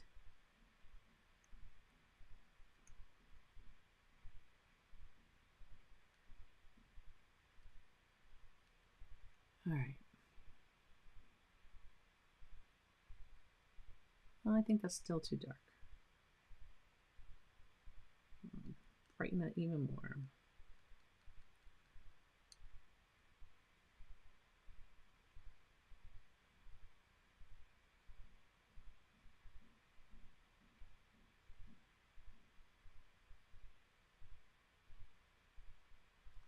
So now with this color, anything I didn't particularly care for in my sky originally, I can smooth this all right out. Right? If there's any hard lines I wanted to get rid of.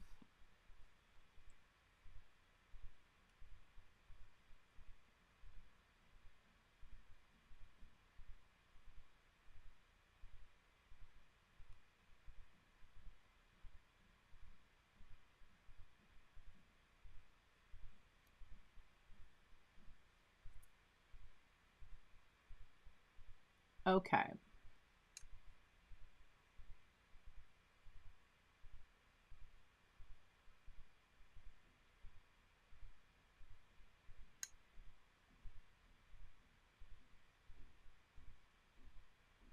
This needs a lot more pink involved.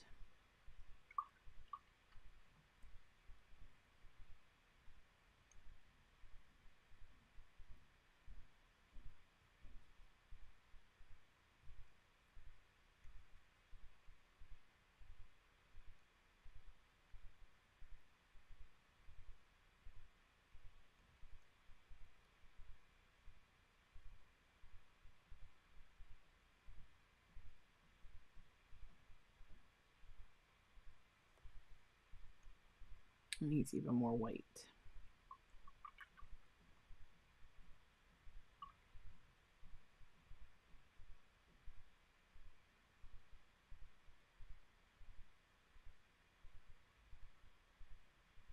Thank you.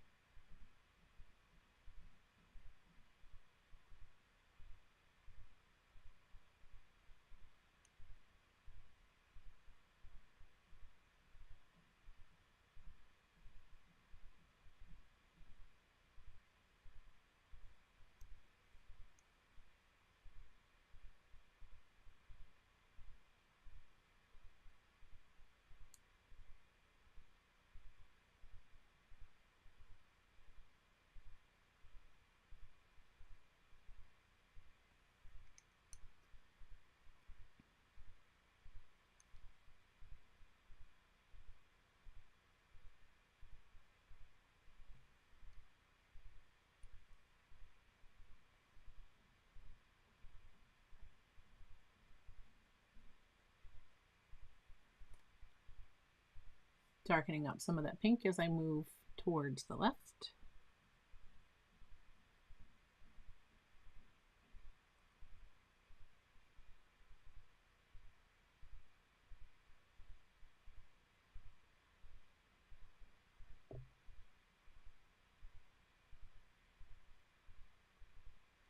Yes, these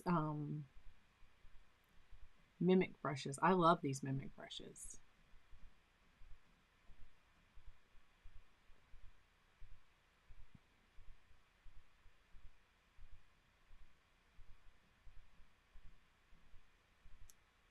So you're going to see I'm starting to get away from the reference a little bit, and actually I want that to stay darker at the top.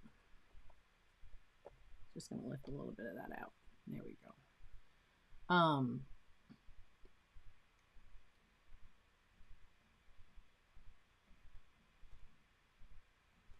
I do have a straight hair. I just can't. It's just not working its way out.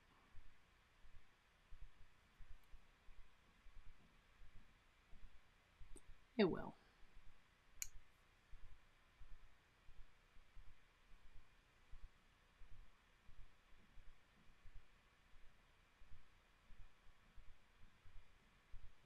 Working into the purple just a bit.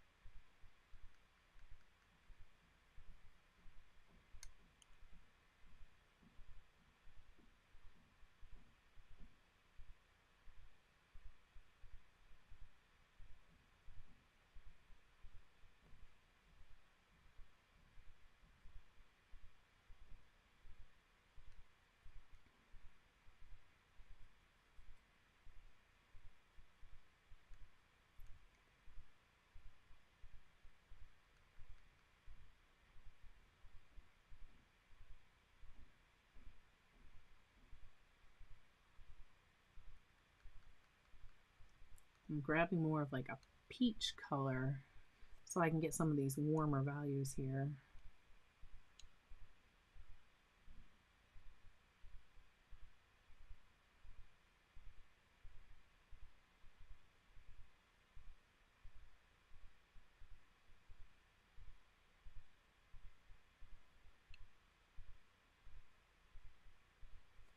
There's actually a lot on my brush.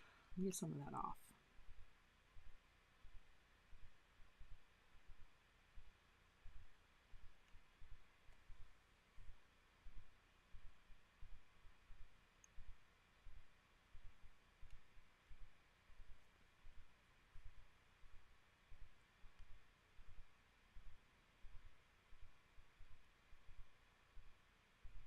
Yeah, the whole, I don't want to contaminate my color just went right out the window because it just dove right into that white. That's okay.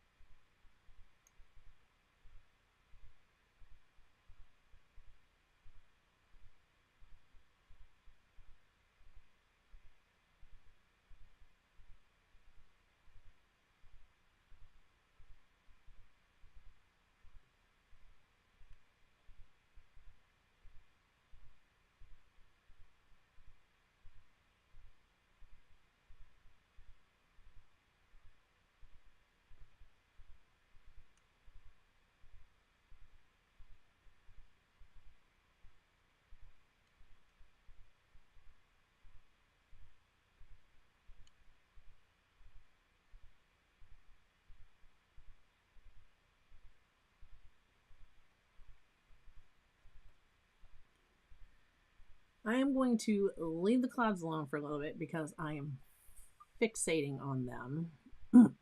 I am going to take, now that my brush is clean, some of this yellow gouache, and we're going to get really bold right here.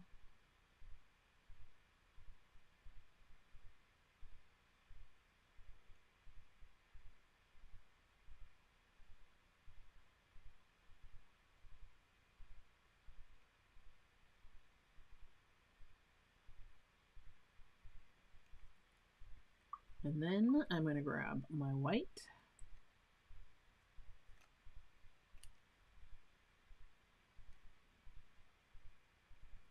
We're going to brighten it up right here.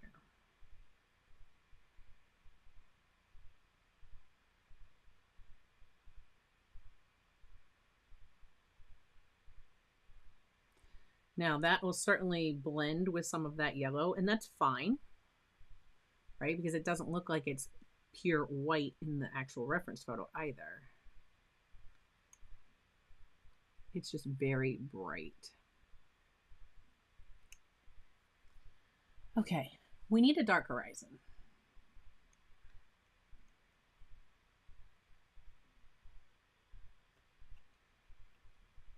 But I need this to be dry. So I'm going to mute you for a moment and I'm going to dry this.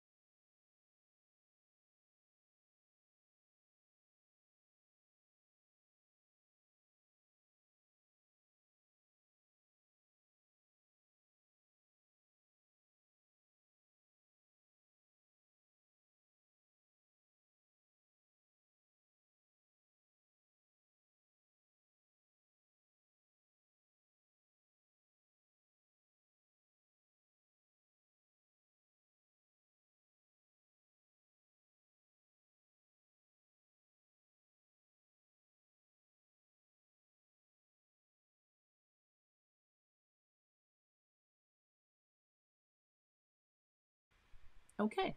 All right, let's get our horizon in. And there's buildings back here. I'm not going to differentiate. Is it a building? Is it, I'm not worried about that. I am just going, it's dark, right? It is just a darker color. And it's actually, it's like, I don't want to paint it black.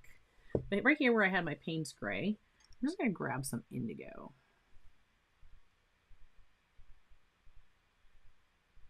Yep. And then I'm going to grab some black. And we're going to let those two mix. So that now I have kind of a Payne's gray in gouache. And we're just going to put in a horizon there. Trying to decide. It's kind of straight, and I know I won't paint straight.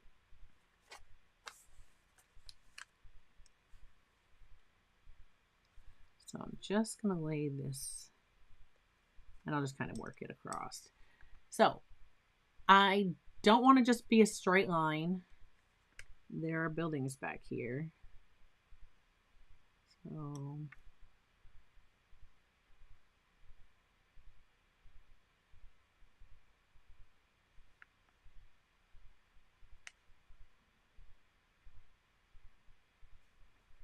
you can't really tell. Are they buildings or are they trees?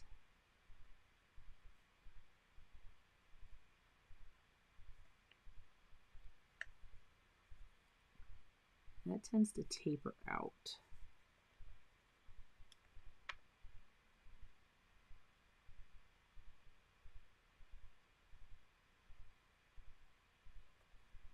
And then it is sort of just a thin line. So we're just going to go with it.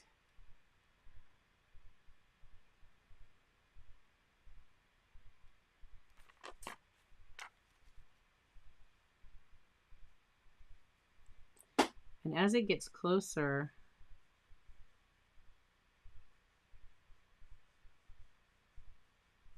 I'm letting this be thinner, because as it gets closer to my sunset, it actually turns more orange. So we are going to take orange, just a touch of this, and really desaturate that and pull that through.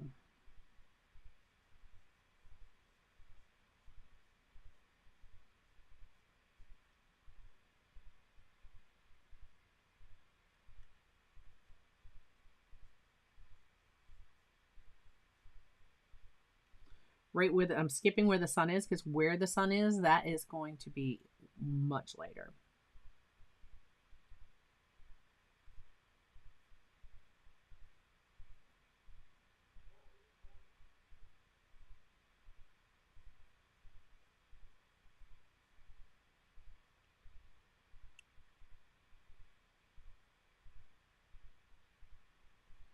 Okay.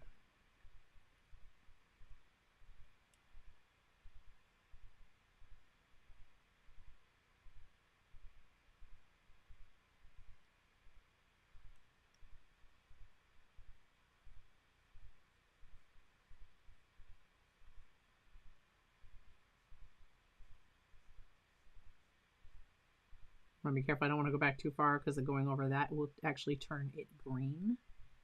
Because this is the blue, it didn't have the other desaturated color in it.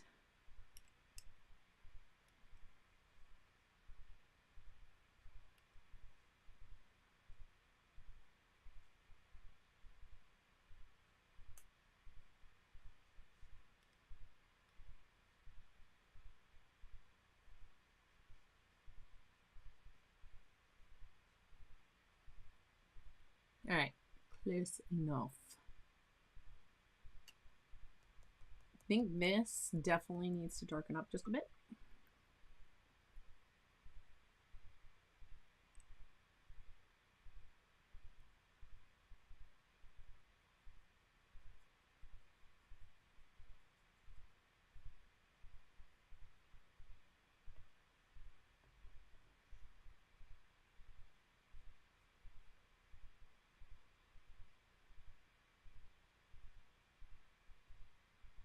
I'm not worrying if I get some dry brushing going on.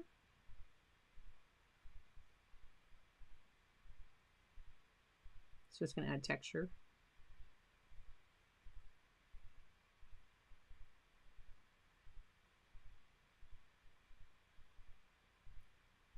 It still looks darker where I put those shadows, but now it doesn't look so deep, because it just shouldn't have looked as deep as it did.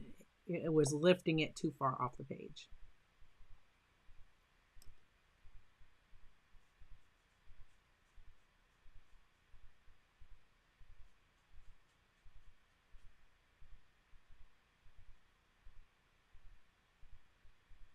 Okay.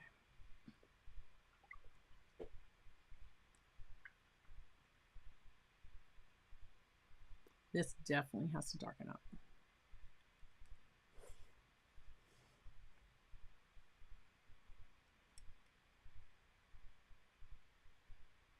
It'll take me a minute just to fiddle with some color here to figure out what exactly I want.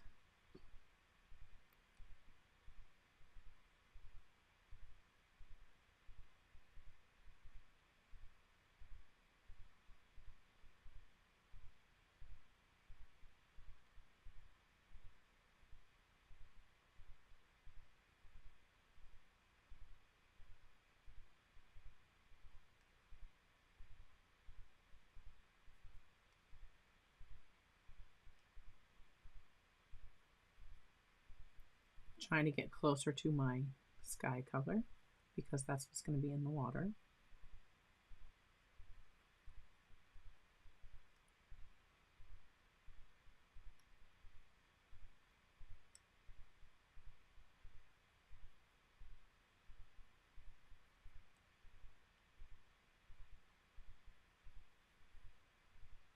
All right. Let's give that a whirl and see how that does. may still be too bright.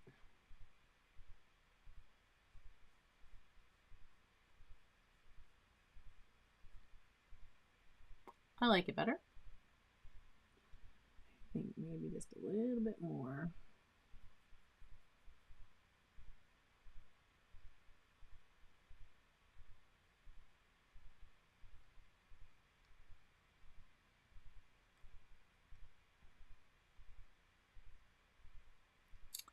I'm not using the gouache real. I'm sorry if I missed that question, if that's been up there for a bit. I'm not using them with really thick gouache. That's been a concern of mine too. Like, I don't want to ruin some of my good brushes. Here I'm just kind of skipping along. I want to leave some lighter areas.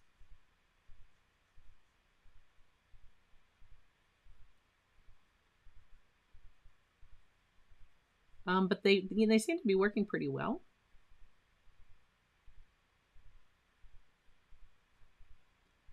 I do have, the brushes that came with the Hemi gouache is usually what I use with the gouache. So that's more of like, it's definitely a stiffer brush. So yeah, that's usually what I use with them. I don't usually use these, but because I was going to be painting with it still pretty thin, I just went ahead and went with it. So here I'm trying to skip around, leave little spaces, because I did put, some of that sky color over here.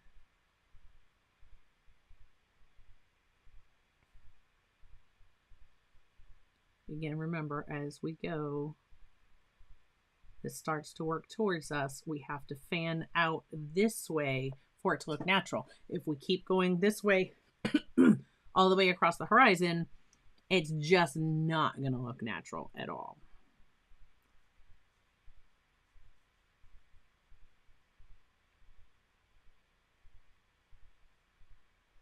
I'm just kind of looking back at my reference.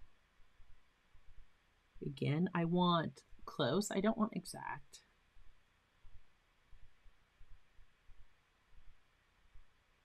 You see how I kind of pulled down at an angle that way as I started to move off this point. I'm thinking of this space. Excuse me. I'm thinking of this point as like my vanishing point. And so everything is going to move this way as the water comes at me.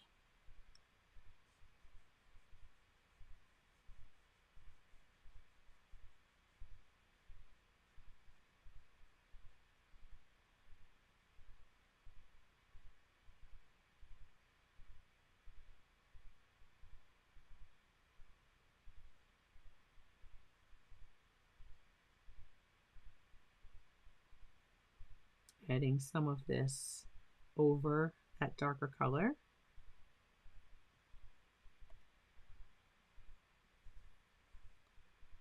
All right, we're just going to keep moving, working our way. This gets a little bit lighter. So I do have some darker areas here. I will put those in, but I want to take a little bit of this and let's just lighten a touch of that up.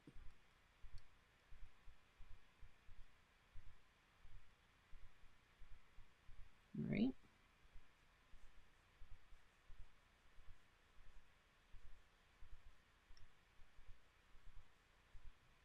And that just, it's drying, so I have to add water because it's just drying quickly on my palette.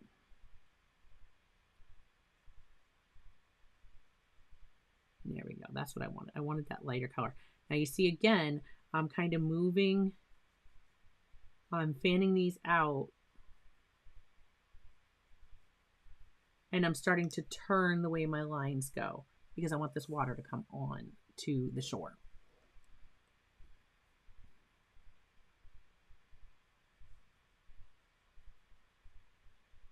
Still going to work with this. This light color is great for the foam that I have back here. I'm just going to kind of put that in. back here. It may need to be a little bit lighter, but that's okay because there will be any of this that still shows through will be like the shadow parts of that.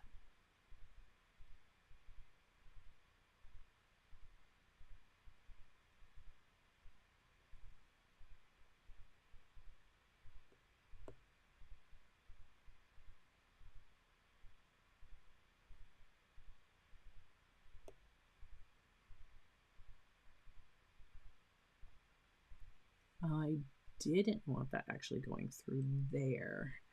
I'm gonna see, because that's still very wet. So I'm gonna rinse my brush, tap that off.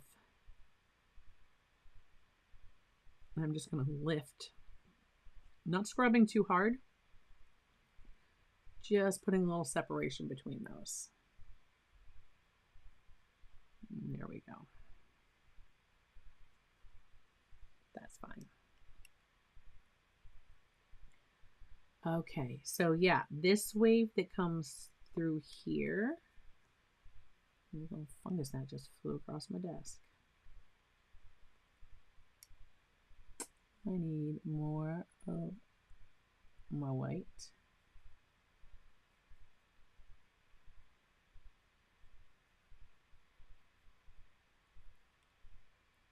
I should be scooping this with my palette knife, but I am not.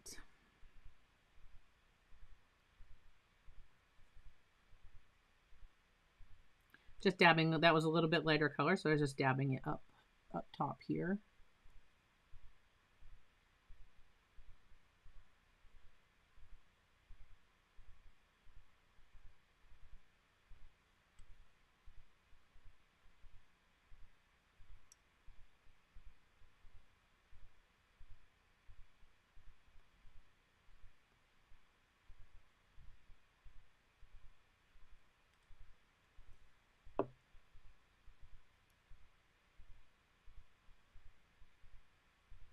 So there, I'm not mixing it in with too much, so I want this to be even brighter.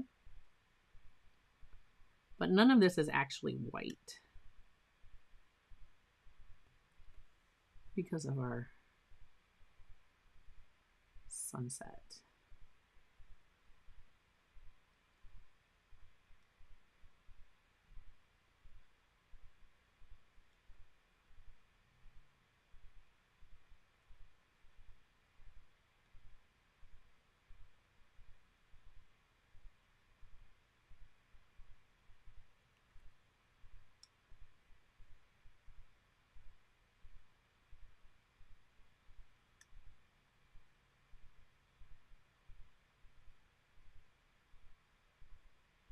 And we start to get darker again here.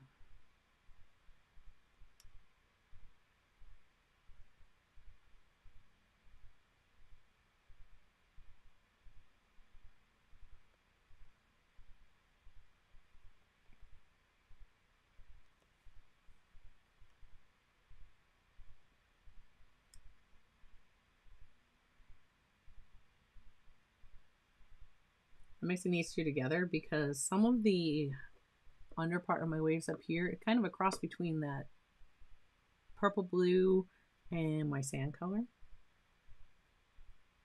And I'm not going to hesitate to bring some of that into my beach sand as well.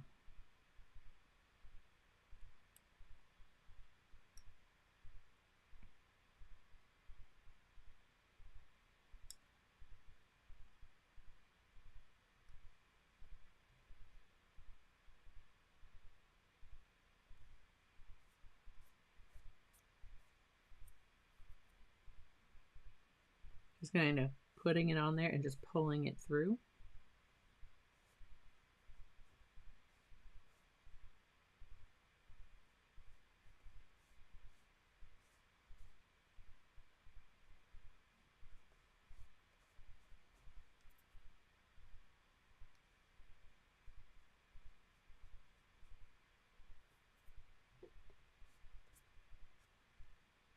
And that part is a little dark.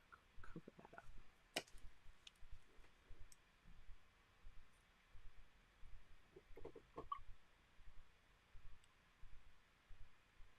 I'm thinning this down a little bit because I just want to glaze a little bit of this. Some of this purple over here.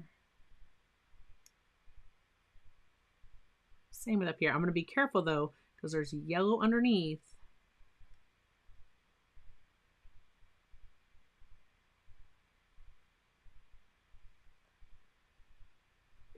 And then you see how it turned almost a little green right there. And when it dries though, I can cover that up if I need to. I like the purple pulling through there.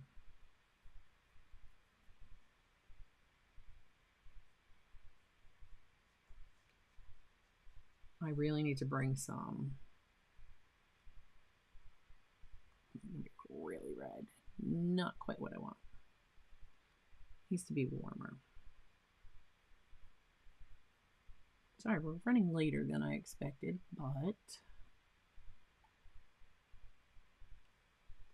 think we should be done soon.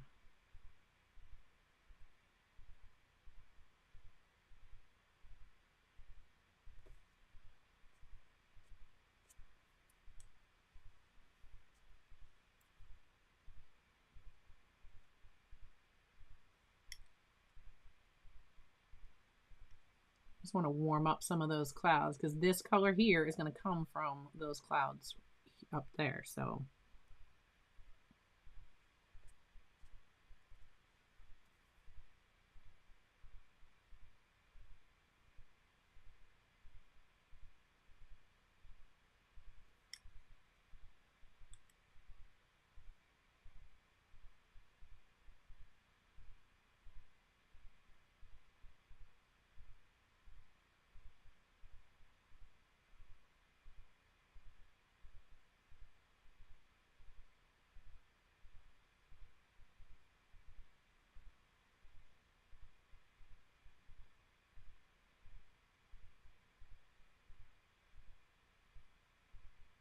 and just glazing this on up here is really kind of warming up some of those clouds. And if it gets too dark, just dab it, blend it in.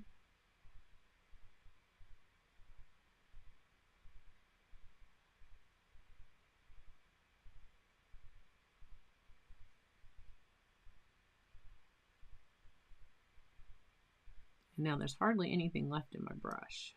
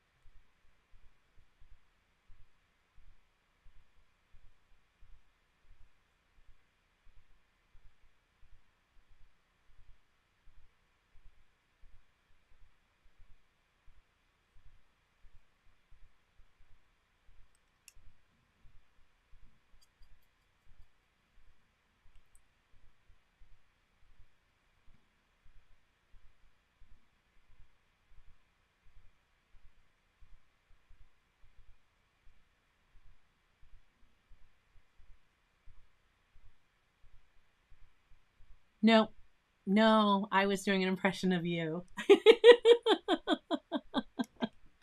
Oh my gosh. Sorry guys. I was like trying to concentrate on where I need to get, some darker values into this water because it is too light. And I just stopped talking altogether.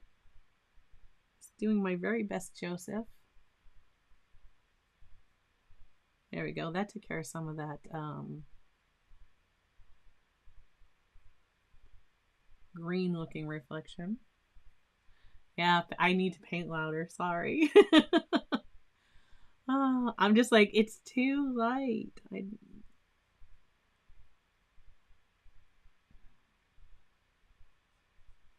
I know it's too light.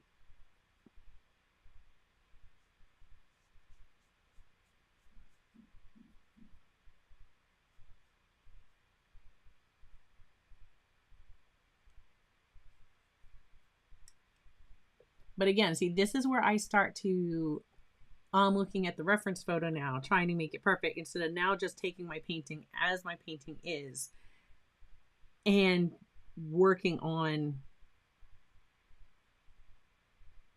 creating something that I like here.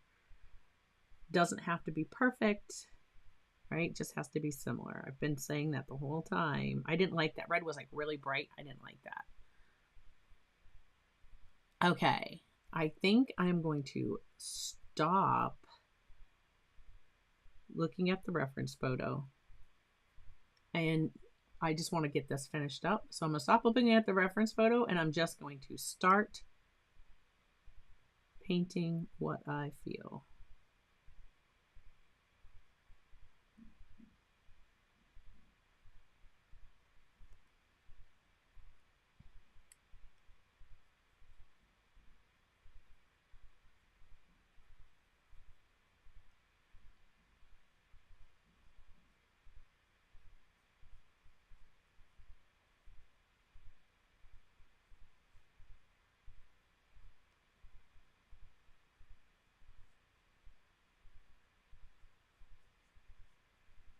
I know some of those lines will still come through and I think that looks a lot better.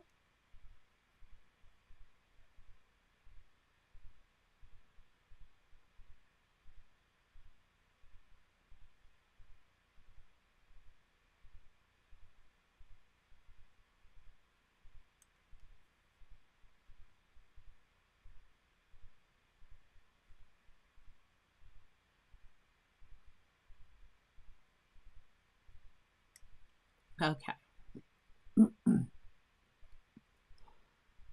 Oh, you missed it, Tara. I had a paint louder moment.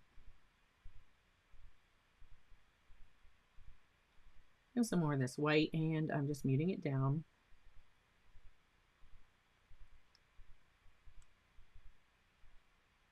Oh, it definitely. Because see, no, I can if it's something I've already painted, then sure, no problem.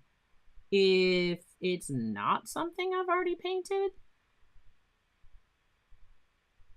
like this, this piece in particular, like I was going to do a dry run yesterday, and then anything that wasn't working for me, I would have picked that up while it was just me sitting here in the studio painting silently. But when I start concentrating, that's when stuff goes quiet, really quiet.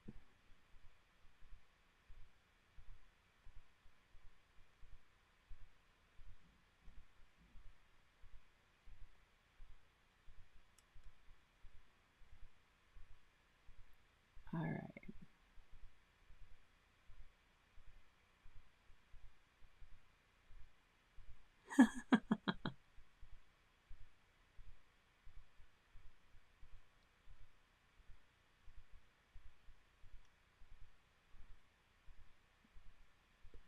Layer in here. And back in here, I need to darken some of that up. So I'm going to grab some of this darker value again. Dry my brush off. All I want on my brush is this dark value. And then, right, there's a few spots here that are darker. I probably made more than I needed, but that's okay. Again, I know I keep saying it, but I want close. I don't want exact.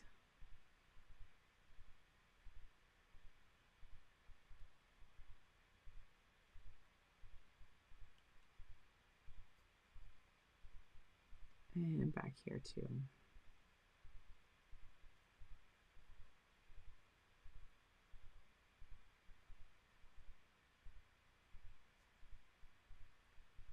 And I want to bring that up, I think, just a little bit further. It almost stops where this one stops, and I want it to go beyond.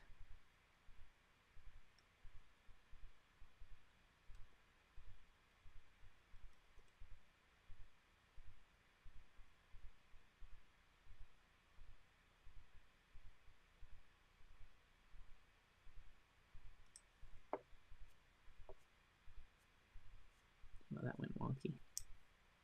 That's all right. That is all right.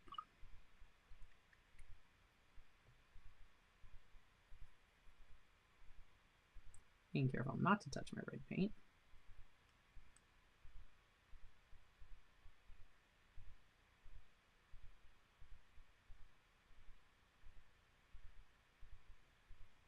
Here we go.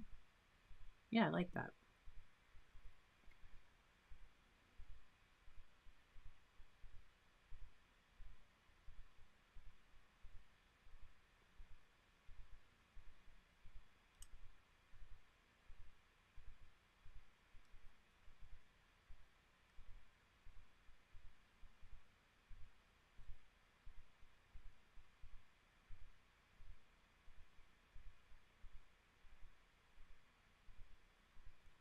Okay. Not quite the way I want it, but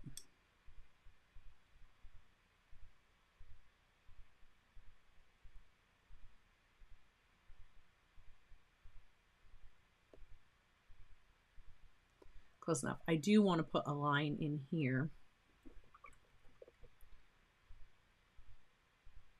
Get out of my gouache. There's a little fungus gnat. It has to have come from one of the plants in the studio. It's lovely. Figure out how to get rid of those. All right. Still has some of that pink up here, so just mixing some of that like paint spray that I made. A little bit of this pink. And now I'm going to put in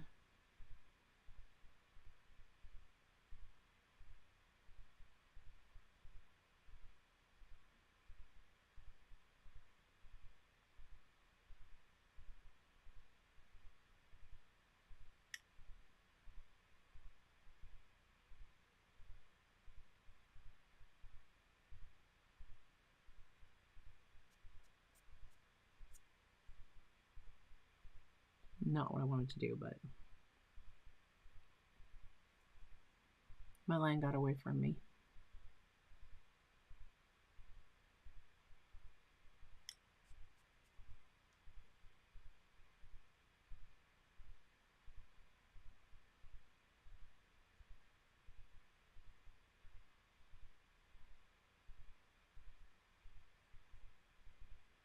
Now it's dry brushing the way I wanted. Madness. So I'm getting my line a little bit. This is like really wonky, and I'm not liking it at all.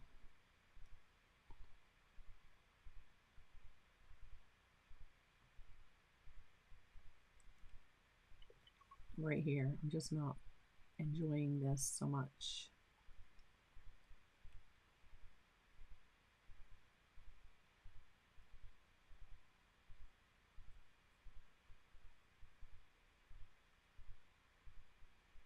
It needs pink. It needs to be redder.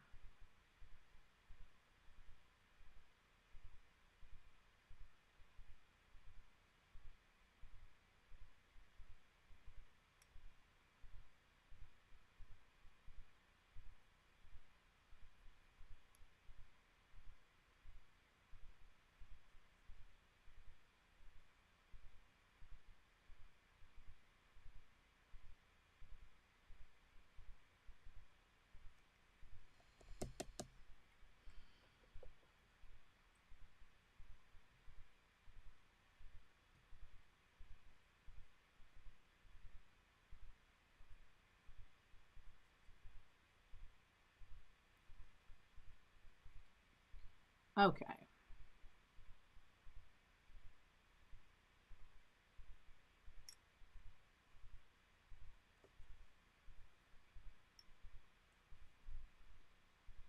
It's not quite working out the way I wanted it to.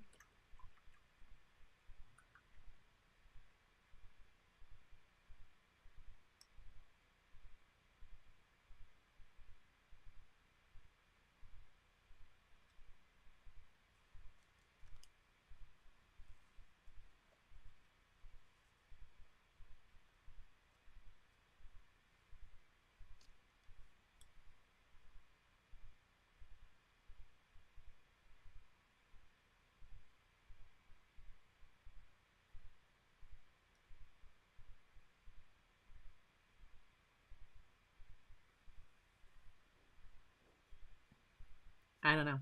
I don't know. I'm like, my sun's dipping. Like, the horizon's dipping there. Shouldn't be.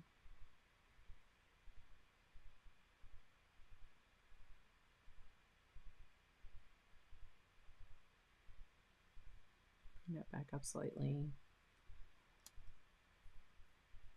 I'm just like, my darks aren't quite dark enough, and like, this is bugging me. I mean, I could just cut it off, right? Just cut that part off.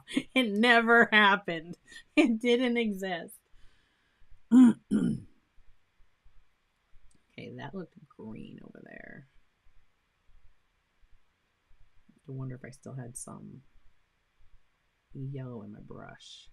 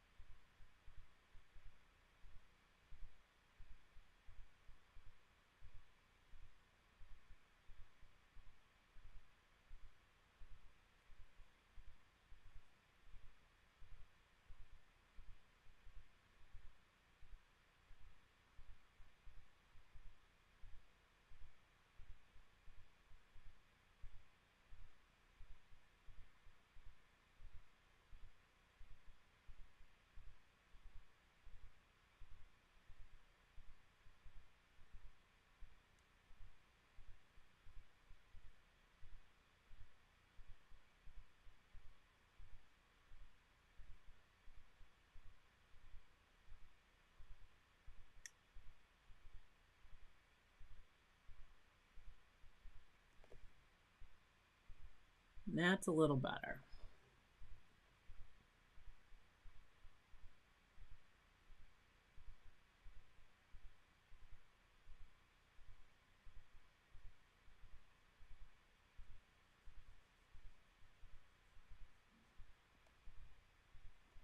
A little better.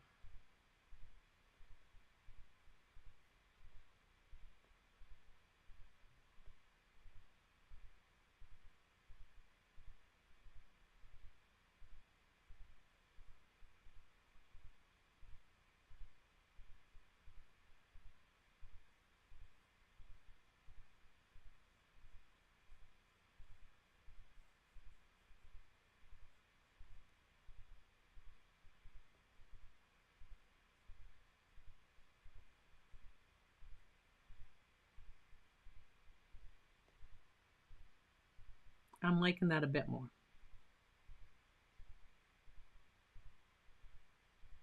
Just softening up some of that.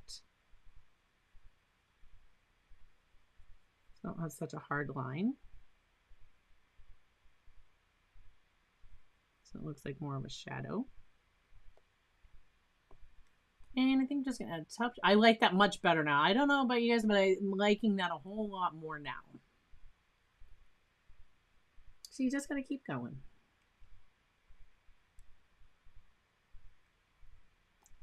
And we're gonna get a little bit of brighter highlights in here.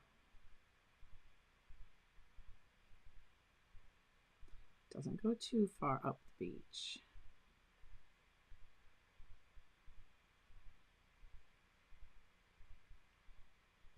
And it's just this front one.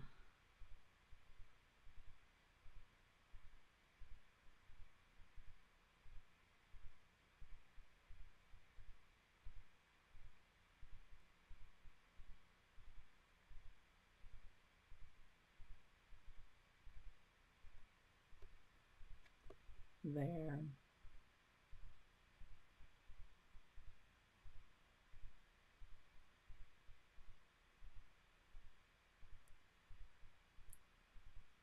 I went back to my reference photo and looked again.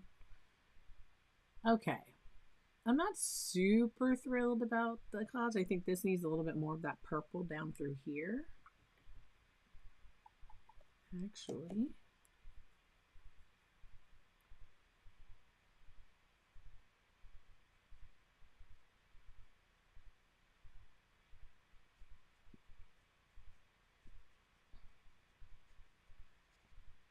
There we go. And it ties, I use this color down here a little bit too, so it's going to tie the two of them together.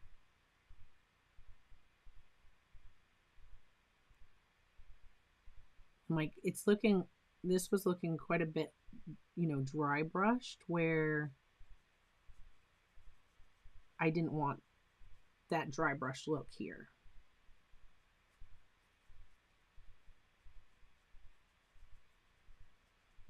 And I am doing a little bit of scrubbing just because it will reactivate what's below it and blend the two of them together because it is gouache. And hopefully that will just kind of smooth it out a little bit.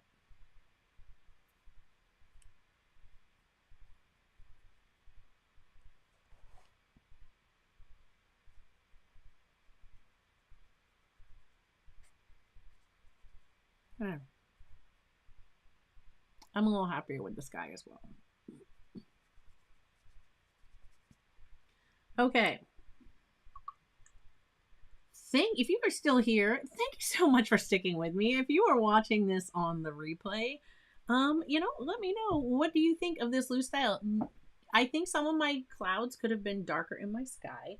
Yeah, let me give this a quick, I'm going to heat up this tape so we can take the tape off and reveal those nice clean edges. Let me mute you for just a moment.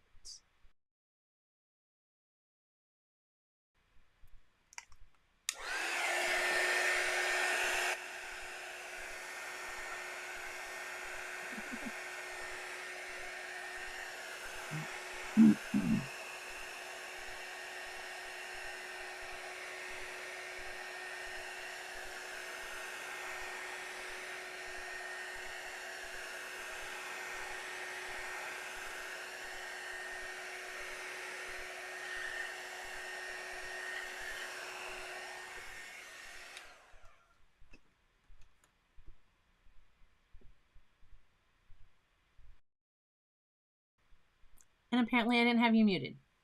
Apparently when I switched scenes, it unmuted you. So I am sorry if you had to endure the heat tool for a moment.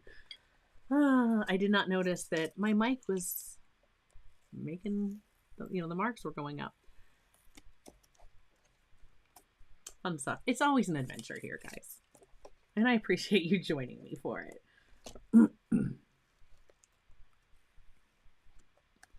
And I think I'm going to sign this one over here on the beach. I am like just dying to go to the beach. I gave up the beach today for you guys because I had scheduled the stream.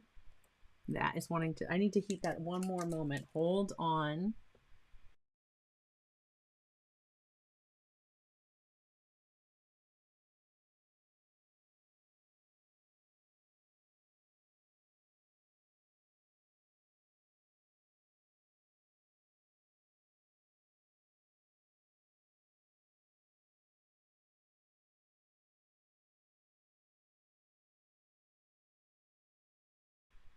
Okay, that time I got you muted.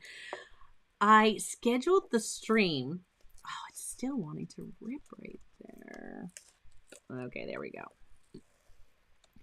And no sooner did I have the stream scheduled and shared it on MeWe and Facebook and all the places, then Lou got a phone call and he goes, "Oh, guess what?"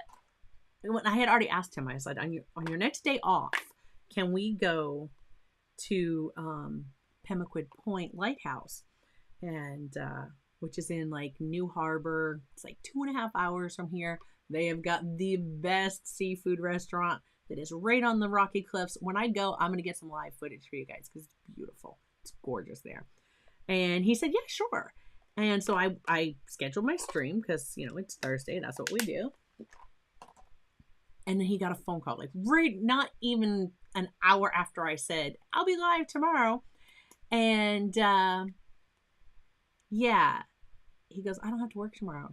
I was like, no, I'm going to be streaming. He's like, did you already set it up? I was like, yes. And I'm not canceling now because I'm like, it has to be a different day other than Thursday. And so anyways, yep, I gave up going to the lighthouse for being here for the stream, which I absolutely don't mind. I love hanging out with you guys. I have just been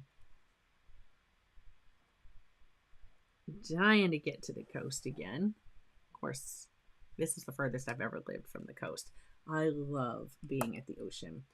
But we're going soon. We might go Sunday, he said. He said, maybe we'll go Sunday. Look at that. I'm like, now that the tape is off and I look at it, I'm like, I'm actually really liking it. I don't know what you guys think, but I like it. So, hey, that's all that counts, right? Oh, look at that. There we go. There is our picture. You know, I'm not even completely disappointed with the sky. I mean, it's great. I wanted something that was looser, and I think I got that. Again, I said from the very beginning, I was not going for a photo representation of that. I'm really liking it. I wasn't liking it, and then all of a sudden it just started coming together. So don't give up, right? Don't give up. And it's gouache, you can just keep going. You just have to be mindful of your strokes, and you want your gouache to keep getting thicker as you go, and then it'll sit on top and you won't, you know, it won't blend as much with the underneath layers. But I'm really enjoying this piece. I just want to catch up on Magic hairdryer. His hairdryer doesn't make noise. Like his mic cancels his hairdryer. Unfortunately, I have to request that feature because I have like echo cancellation. But other noise cancellation, I don't have that in this program. I need to message the people because they do actually really listen. I use Ecamm because I'm on a Mac. And I use Ecamm for streaming. Love the program. There's a link in the description below if anybody's watching this and you are Mac users. It's amazing. But yeah, I need to request that feature because I don't have a Magic hairdryer. And let's see.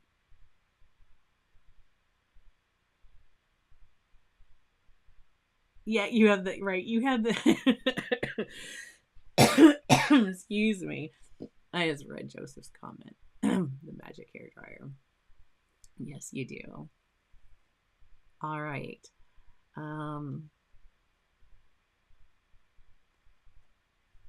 Yeah, I need to look into that so that I have one that's like more quiet. I noticed like even when Lindsay does hers, like hers cancels out too. But again, if I were on like Android based computer, I would probably have a quieter. It would be, if I was using OBS. I can use OBS with Mac. I just really love the way the Ecamm, I can put everything together for a stream and it just kind of flows, and I can change my scenes, which I know I can do that with OBS too. It's been a long time since I've used it, and that does cancel because my hairdryer, I used to have a louder hairdryer than my heat tool, and it used to cancel it out, and it's the same microphone. So I think it's just a feature I need to bug them about to get for this. So anyways, I hope you enjoyed that. So that was watercolor and gouache. I think I met my goals of a looser style painting. I still think like that white blended in. I think that this could even do just a little bit more. And yeah, I know what you mean, Starving, about how like sunrise and sunset, how you kind of see the sun melting in. So the horizon at that point looks like it's dipped down. So I wasn't too disappointed with the fact that it kind of looks like that, but my line does go straight through there. But yeah, I still think some of it might be a little light, but all in all, I'm really happy with the way that this one turned out. I'm not disappointed at all. So yeah, if the painting that I did earlier before the stream that I showed you in the beginning, if that's something that you would like to see in like a time lapse, drop me a comment and let me know if you're watching this on the replay. because I'll be happy to do that and put it out. I'll probably try to put it out like Saturday, like I did last Saturday. I had just a real short video last Saturday. I don't even think it was 5 minutes. It was a little long to be a short, but it was not a long video by any means. And it was just a painting that I did. So I think I might do that one that way as well. And if you missed the beginning and you don't know what I'm talking about, but you are still here hanging out with us, I painted this one. Oops, if I can get that to fold down. I painted this one before the stream started. I was just messing around, wanted something kind of spontaneous and fun, and that's what came out. So I was trying my Paul Rubens 100% cotton watercolor block that is hot press, and I don't know that I'm a fan of the I really like the texture in cold press paper for watercolor. So yeah, I don't know that I'm a fan for the hot press for watercolor, but I'm sure that I'm gonna like it for something else, like maybe ink tints or pencils or something, you know, colored pencils. So I'm not disappointed that I have it. I will definitely give it another shot before I just rule it out and say, nope, don't like hot press for watercolor. But I'm one that loves granulation and texture. And so it makes sense that cold press or even a rough. I have a sample of rough that I want to try. So that's going to be soon. But this is what inspired me. If you guys have seen that bookmark, this is what inspired me to do another sunset. But I really like the darkness and the brightness of this one. So I may do something else like this on a bigger scale in the future. There was no reference for this. I just did that just playing, and I loved the way the clouds ended up turning out up here as the color changed in the sky. And yeah, let me know if that's something you'd like to see done on a larger scale. I'm certainly happy to do that. And if you are still with me, please hit that like button and subscribe. We are like 98 subscribers away from our goal. So if you've considered subscribing to the channel, I welcome you to do so and join us. Thank you, patrons, for all of your support. I greatly appreciate everything that you do for me. And yeah, I'm going to put another video up right there where that little hand just popped up if you're watching this on the replay and you might like to watch that next. Until next time, everybody, keep creating. Have a great weekend. I will see patrons for a live studio hangout tomorrow. I almost forgot to announce that. Live studio hangout tomorrow on Zoom. If you are a patron at that tier, we have a lot of fun. We have a blast. I think we're doing I'm doing a dragonfly tomorrow. I don't know what everybody else is doing. Sometimes they like to paint what I paint. So yeah, if Patreon is something that you've considered and you love hanging out and chatting and doing art with other artists, we do it live once a month or once a quarter, depending on what tier you're on. And I'd love for you to join us. So until next time, everybody, keep creating, and I will see you in a video real soon. Bye, guys.